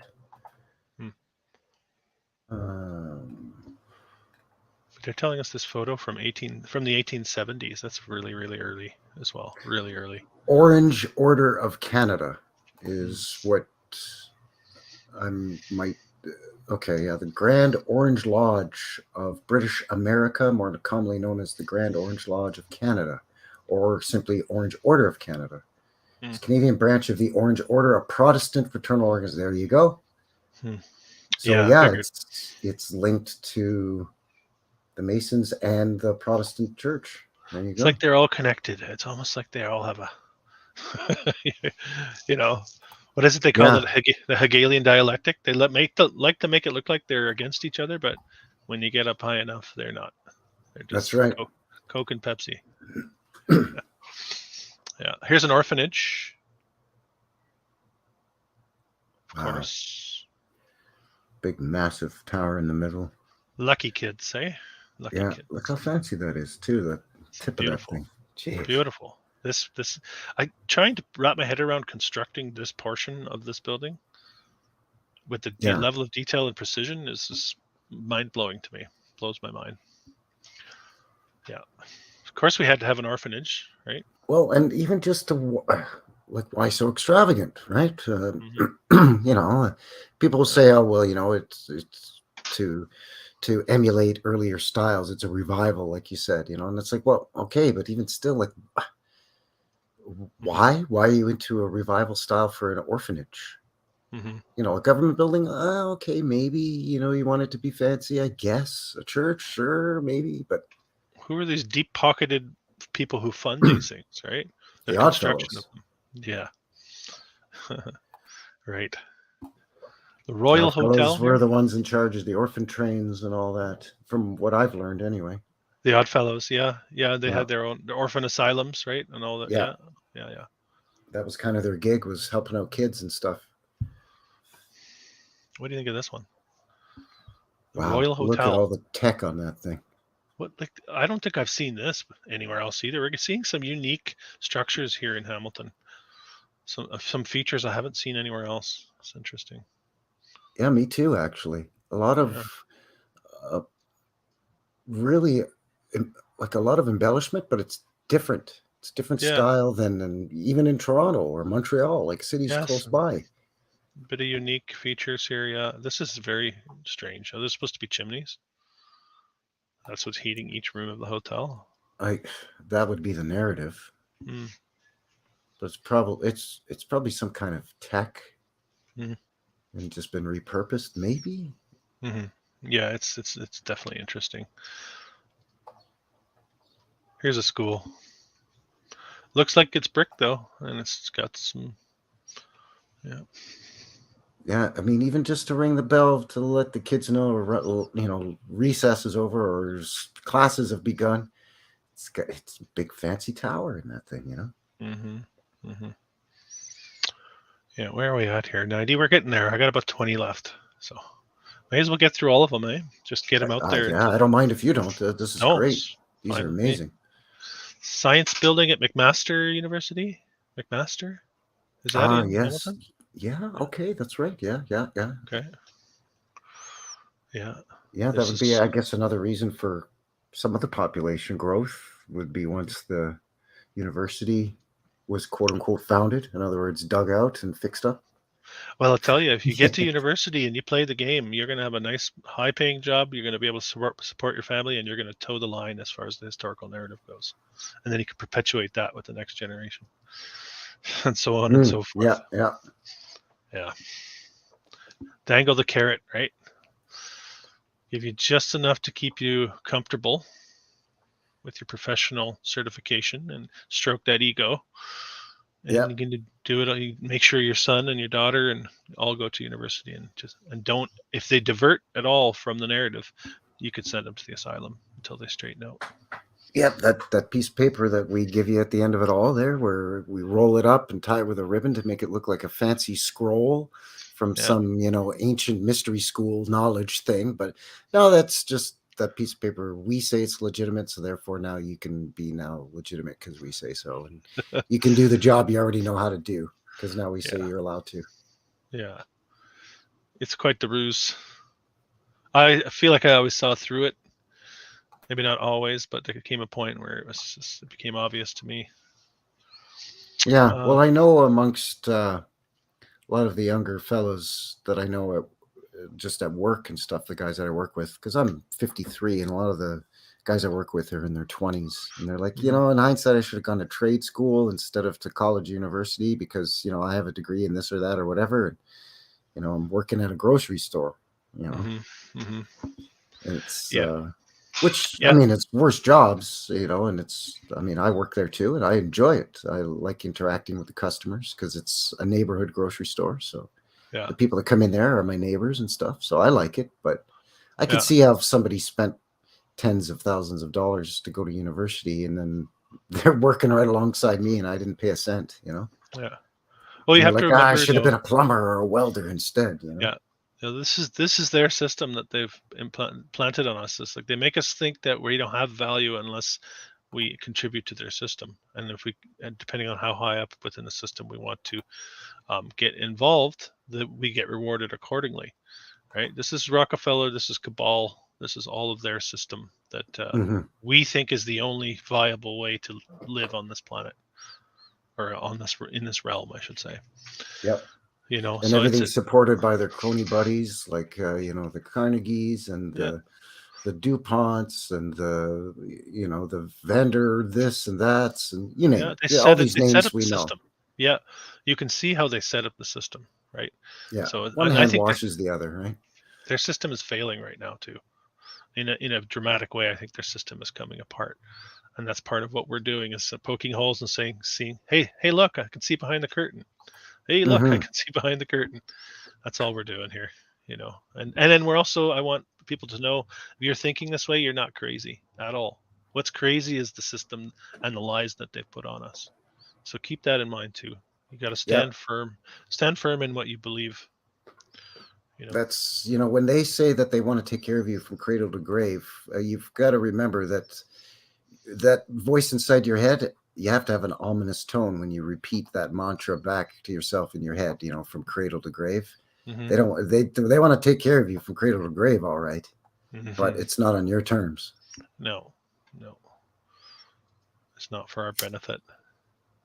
Got all sorts of churches. I'm just rolling through just to show you how many there were. Isn't it St. Mary? This is. And not little, small suburban churches either. Big stone churches with big towers, huge, vast, expansive interiors that are super elaborate. It's, and again, in this time period of these photos, there's maybe 50,000 people. Obviously not the modern photos, but Yeah. No, you're okay. Check this out. This is St. Mary, same one. And this is modern day. Is it the same? Maybe it is. Yeah, it looks they haven't to be. Really scaled it back. Maybe they took a little bit off of here. They took the ether fencing off from around the top of that tower, it looks like. Oh, yeah. And they took some of the. This is the 40s still. So, yeah. But look at the shape it's in. Yeah. Beautiful. Like the day it was built, basically. Totally, yeah. Here's the built inside. To last, my friend. Built to last. This is on the inside. Wow. Look at that. Those nice salmon-colored granite columns you see a lot with old world buildings. You get a little bit of that here. Look at the detail here. They'll tell you this was imported from France or some crap like that. They'll tell you that, this was specially brought in, some stupid story. Or they won't even have a story. They probably don't even have a story, actually. It's going to be one or the other. It's either going to be they shrug their shoulders, basically, or it's something so outlandish and outrageous, like this is imported from Venice and it's hand polished, and really for Hamilton, Ontario. Yeah, right. I mean, if that's true, then hey, that's great. So it's beautiful, and glad that you cared so much. But it's a pretty tough pill to swallow. It is. Like, we couldn't do this. See, we really could not do. Well, I mean, I shouldn't say we couldn't, but the logistics of making that happen, to do something like what we're looking at here, it's cost prohibitive today. Absolutely. Yeah, just because of the materials and the skilled craftsmanship. Even if it's all just molds that are then mounted and painted to look like wood and granite, that still takes skilled craftsmen. It still takes a lot of time. Absolutely. St. Paul's Presbyterian, looking very old, even black and white, and then modern day looking scorched, actually.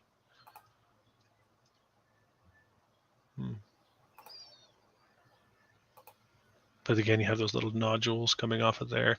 Here's the inside. Take a look at the woodwork. Wow. Isn't it amazing? Just so much wood. So much wood. Look at all of it. The walls are wood. So much time that it would take to build the all carves. Of this. Even if that rough, they start at rough, turning it on a lathe, eventually somebody with skilled hands and hand tools has to come in and even do a little bit of finisher work. It would just be so time consuming. It's so incredible. Beautiful. And this is just St. Paul's Presbyterian Church in Hamilton, Ontario. That's all. terminal station? That No. yeah, that's got to be CN Rail. Yeah. I'm guessing. Yeah, I don't know. This is kind of vague. I don't have a lot on it, but it said Hamilton. I'm assuming it's here in Canada. Yeah, I would. But If it's a rail terminal and it's southeastern Hamilton, I'm at this time I'm going to hazard that it's Canadian National Railway. Hmm, hmm. Could be Quite the Grand Trunk, structure. but it seems pretty big. It does, and this is interesting too. Yeah. Almost looks like something to house an airship, Yeah. Yeah. like Here. a hangar almost. It's shaped Yeah. like a hangar almost. Looks kind of see-through. It's an interesting structure. Nothing else on this. This is the type of thing if I come across a postcard, I try to dig deeper to find more. And this is all I could find on that. This is another train station. Thunder Bay and R&R station. I have abbreviations here. I apologize. TH and BRR station. TH and BRR. Yeah. Oh, did we see this earlier with the four? That's the Burlington Railroad. TH is Yes. I can't remember what the TH That's okay. is. But yeah, it's Burlington. We did see this one earlier then. We did. It was from a different angle, I believe, from over here. And yes, because of the dormers coming out of the conical dome. Yeah, and then each of them have a little spire on them. How long do you think that is, that spire? Can you see that there? God, that's got to be 20 feet long. 20, 25 feet? Yeah, that's what I think. Coming right off the peak of the roof. Now, why on earth would you incorporate that into the architecture of the building unless it had a function? Yeah, because that's not easy for a guy to shimmy up there, even with a rope tied around his waist or a harness on. He's and with ladders or scaffolding. Or to fasten that. to get up there to fasten it. Yeah. Right. I mean, They would have had to have had a hoist mounted to lift that up there, probably. Mm-hmm. Pre-crane, it would have been a hoist. Yeah, questions that need answering. There's questions here. And imagine how well built that building has to be for that train to be rumbling back and forth 10 times a day, rattling and shaking and vibrating that building. Yeah, you're right next to the train, right? Yeah, absolutely. And then all of a sudden, modern times, they say, "Oh, this stuff's falling off; it's unsafe, so we got to tear it down or whatever." Just as an example, right? And well, how come these big, massive iron horses aren't knocking it down when they rumble by, right? Yeah, it's going both ways. There's a track going this way and a track coming this way as well. Yeah, dual track. Crossroads of a track. Even back here, whatever this is back here, we can hardly see it, but it's still got a pole coming off the roof. Yeah. Oh, yeah. Good eye. Something going on back there too. Yeah. Coming to the end here, we're a handful of photos left. A couple more churches. In case you thought all the worshippers had a place to go. Not the case. No, Hamilton is reaching St. John's, Newfoundland levels of ridiculousness with the churches here. I know. Sometimes I get tired of the churches, but I think you need to put them in there because it's just the volume of churches and how spectacular they are is. Well, and for such a small city at this time period, and the one you just showed before this one, it's a small church, but still look how fancy they make the top of that spire or bell tower. For just a tiny, that's probably just a one-story church, a neighborhood church. It holds maybe 200 people. But look how fancy and embellished it is. It's not a wooden frame building; it's a brick and stone building. I have a good comment here about the railway we were talking. You want to throw that up there, Toronto, Hamilton? Ah, there we go. Toronto, Hamilton, and Buffalo Railway. The Toronto TH and BR. Yeah. Toronto, okay. Yeah. Thanks for that, Tommy. Appreciate it. Ran in I was looking Ontario. into some railway stuff recently, and the old B&O Railway in the United States is the first and oldest railway in North America. Huh. And is it Baltimore, B&O? That's the Ohio. That's the Baltimore and yeah. Excuse me. It's in Monopoly, right? Yeah. B&O Railroad. Yeah. Yes, it is. Yeah, in the American version of Monopoly. In the Canadian version, we have the Grand Trunk. I think the CN. Yeah, my kids have been playing the Canadian version recently, actually. Yeah, it's pretty good because it's got all the famous streets that we would recognize, right? Like Yonge Street and Queen Street and all that. And in Winnipeg there, what do you call it? The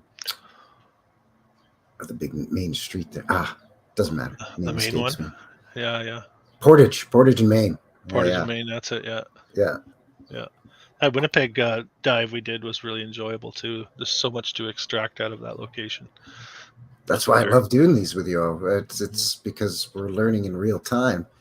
And we're pulling them out too, and it's out there forever now for anyone who wants to look into this location. Hopefully you can use this as a bit of a guide to do your own research, right? Tommy Rogers knows his stuff, by the way. We have a central school here. So yet another school. That's the names of these old schools crack me up too. Normal school, central school. Yeah. This is the rotunda of the Royal Connaught Hotel. Must have been that Royal Hotel. I'm not sure. I apologize. Just wanted to showcase the interior column work and mezzanine and then why we don't have any sort of documented photographs of the construction of the interiors of any of these buildings is a question we need to ask, especially if they tell us this was built in the 1900s. There's no reason why they shouldn't have even detailed methods on how to install these things. You don't have anything. Yeah, exactly. You'd think it would be available at the main branch of the Hamilton Library. Exactly. Or in the City Hall records or something. It would be on a microfiche if not for anything else, at least. Exactly. At the very least, 70s tech, maybe. Sure. Maybe it's not on a hard drive or something, but, going back far enough, they should have something. Yeah. There's the Royal Connaught right there. Sages partied there. Cool. I like the party there. It's a big building. Couple balconies. Yeah, it's a nice looking place. Yeah. Very sturdy looking, right? Like even the buildings that aren't super fancy, they just look like they could stand up to anything.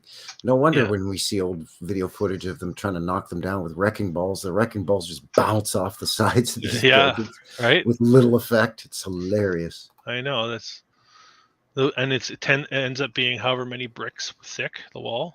Yes. Yeah. It's like 5 or 6 bricks to more. Like 5 or 6 layers. Ridiculous narratives. I think it was the Philadelphia City Hall ends up being 21 feet thick at the base, something like that. Yeah, and just incredible. There's the Erie Savings and Loan Building in Buffalo that was torn down, and that was like 6 feet thick at the base. It took them months on end to tear down. Just crazy stories, That's the thing to remember when we talk about where did all the bricks come from. And when you look at let's say even just a modest 5-story building that's brick and let's say limestone, a lot like what we've been looking at here today. Mm-hmm. And you think, oh, wow, that's got to be, like 5 million bricks. Well, maybe for that one layer of brick, but if it's 5, 6, or 8 layers thick, if it's 4 or 5 feet thick of brick, it's a hell of a lot of bricks. Yeah. Yeah, and that's the end of my my role, my file on Hamilton. That's a heck of a shot to finish it off at. Look at that. I went back to the train station. This is a beauty, eh?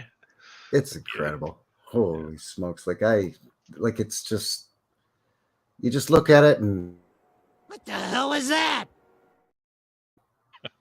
Like there's just Man, I would like to go there. I would love to walk through those doors. It's absolutely incredible. I really learned a lot about Hamilton. And like I said, technically, well, I'm a Westerner now, but I mean, originally I'm an Easterner. I was born out in that part of the world, out in that part of Canada, eh? Yeah. And I'd like to thank Dragon in the chat too, Dragon Sage, for bringing your local input, and that's really cool to have that. Yeah, absolutely. And anyone else who chimed in too, it's great having you here. Appreciate you being here. Yeah, let's give some shout outs while we're at it, actually. Yeah, our old friend Tommy Rogers. He's an old friend of the channel at New West Reset for sure. I think I've seen him on your channel too. Yeah. Maggot, old friend of mine as well. Maggot and I Yeah. met over at Stuffed Beagle, I believe. Oh, yeah. Logan's been hot and heavy with the great comments as well. What else we got in here? Yeah, you mentioned Dragon Sage. I think there he is. MJL's here. Michael Joshua Lewis. It just feels Maggie, like JJ's in the house. JJ Organics. Oh yeah, didn't it feel like we went deeper as we went on through that time period? Like, Well, because we were learning as on the fly, like about the Crystal Palace, for example. Mm-hmm. Pants on the ground. He always cracks me up. He's got great comments. Mm-hmm. Mm-hmm. I thought I saw Joe Cool in here too. Sunflower. Oh, there's Sherry. Anolani. Oh yes. You gotta say it like that. You have to. Anolani. There you go. Anolani. What are we doing next? What did we talked about earlier? What were we going to zone in on next? Just to give. We talked about Fairmont hotels and their link to the railroad, but we also talked about Nanaimo over on Vancouver Island there in your neck of the woods of British Columbia. There he is, Joe Cool. There he is. Can't forget Joe Cool. Come on now. See if anyone in the chat. What would you rather hear? Us go into the Fairmont hotels across Canada, or zone in Nanaimo on Vancouver Island? Nanaimo is just because it's got a funny name and it's famous dessert, the Nanaimo bars, also known as Nanaimo squares. They call it Nam. Back when I was in Victoria going to school, Nam was like the rough place back in Nam. People who came from Nanaimo. They called it the Knob. Nam. That's Nam, hilarious. Yeah. Howdy, Sean. Welcome. We have a request for Nanaimo, Natalie. Nanaimo, please. Sean says both. Well, I mean, we'll eventually get to both. We'll definitely hit the hotels. We're definitely going to hit the hotels. Yeah, for sure, because a lot of the most famous hotels in Canada, the Banff Springs, the Chateau Frontenac, the Jasper, Lake Louise, Laurier in Ottawa. Yes, the Palliser here in Calgary, the Empress in Victoria. That these are all railroad hotels built by the railroad, supposedly, for people riding the train. That could be a long one. We might go deep in that one too. Like that. We'll take a little bit more time maybe on that one to get our ducks in a row. Yeah, maybe. Hit Okay, Nanaimo we'll do Nanaimo first, and then that'll be episode 4, the CANUCKLEHEADS show. Okay, yeah. The CANUCKLEHEADS, eh? And I've been to Nanaimo, so I've seen a little bit of what it has to offer. But, yeah, Edmonton's got one too. The Hotel McDonald at Edmonton. That's a Fairmont hotel as well. Saskatoon has also got a spectacular one. Yeah, which you wouldn't think. You know, another thing I think I mentioned to you before that we should try to cover here on the show is the tunnels underneath Moose Jaw, Saskatchewan. That supposedly were used during the Prohibition in the 1930s, even though Canada didn't have a prohibition in the 30s. Can we? So that's we weird. might be able to work that into our next one. Can we do both in one? Or is there enough info to do? What do you think? Oh, the tunnels of Moose Jaw is not going to be anything super major. It's not like going to be like what Joe Cool and JJ did with the tunnels of Ybor down in Florida. No, these are just it's just a few kilometers under them, a couple of buildings downtown, at least from what I've been able to find through research. Okay. So we could probably cover Nanaimo and sure. Let's do it. Moose Jaw. The two funniest named cities in Canada, Moose Jaw and Nanaimo. Distinctly Canadian. Except for maybe Medicine Hat here in Alberta. That's a great name. Yeah. Hey, you take off, eh? You hoser. Yeah, a couple of hosers, eh? Oh, for sure there, eh?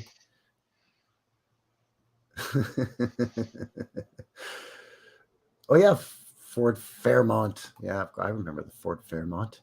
Oh, yeah. Yeah, I think that's a great idea. We'll do Nanaimo and the tunnels, and then that'll give us a little more time to look into the hotels, the Fairmont hotels. Because what is it? The CP Rail bought the Fairmont chain of hotels, so that's why the name change. I think. I don't know. I guess we can get into it at that time, but I think. Yeah, we'll dig it. Yeah, we'll dig it up for sure. I'll start to zone in on it and see what I can find, and you do the same, I suppose. Yeah, it sounds like a plan. Sounds like a plan. Well, there you go. I think that's done it, right? Yeah, I think we pulled Hamilton out of its shell and sprawled it out, and it's out in the internet now for anyone to see. That was great. Oh, that was amazing. Like I said, so many things I didn't know. So many mind-blowing weird things of Hamilton, of all places, like the double funicular and the Crystal Palace that we just kind of found out about in real time, So kind of, weird. sort of. So Like, just weird. Crystal, weird, really? Yeah. strange stuff, man. Strange stuff. The whole Orange Brigade thing. Inclined railways, a couple of them. Just really strange stuff, man. Strange stuff. I love it. I love learning about these places. So yeah, I mean, that's kind of the whole idea. yeah. So yeah, there you go. So excuse me as I clear my throat very unprofessionally. So if you haven't already, consider giving myself here at New West Reset a thumbs up, and of course my friend and ally here and partner in crime, Old World Exploration. Mm-hmm. And if you're considering subscribing, please do so as well. We'll help push Old World Exploration towards 5,000 subscribers. Yeah.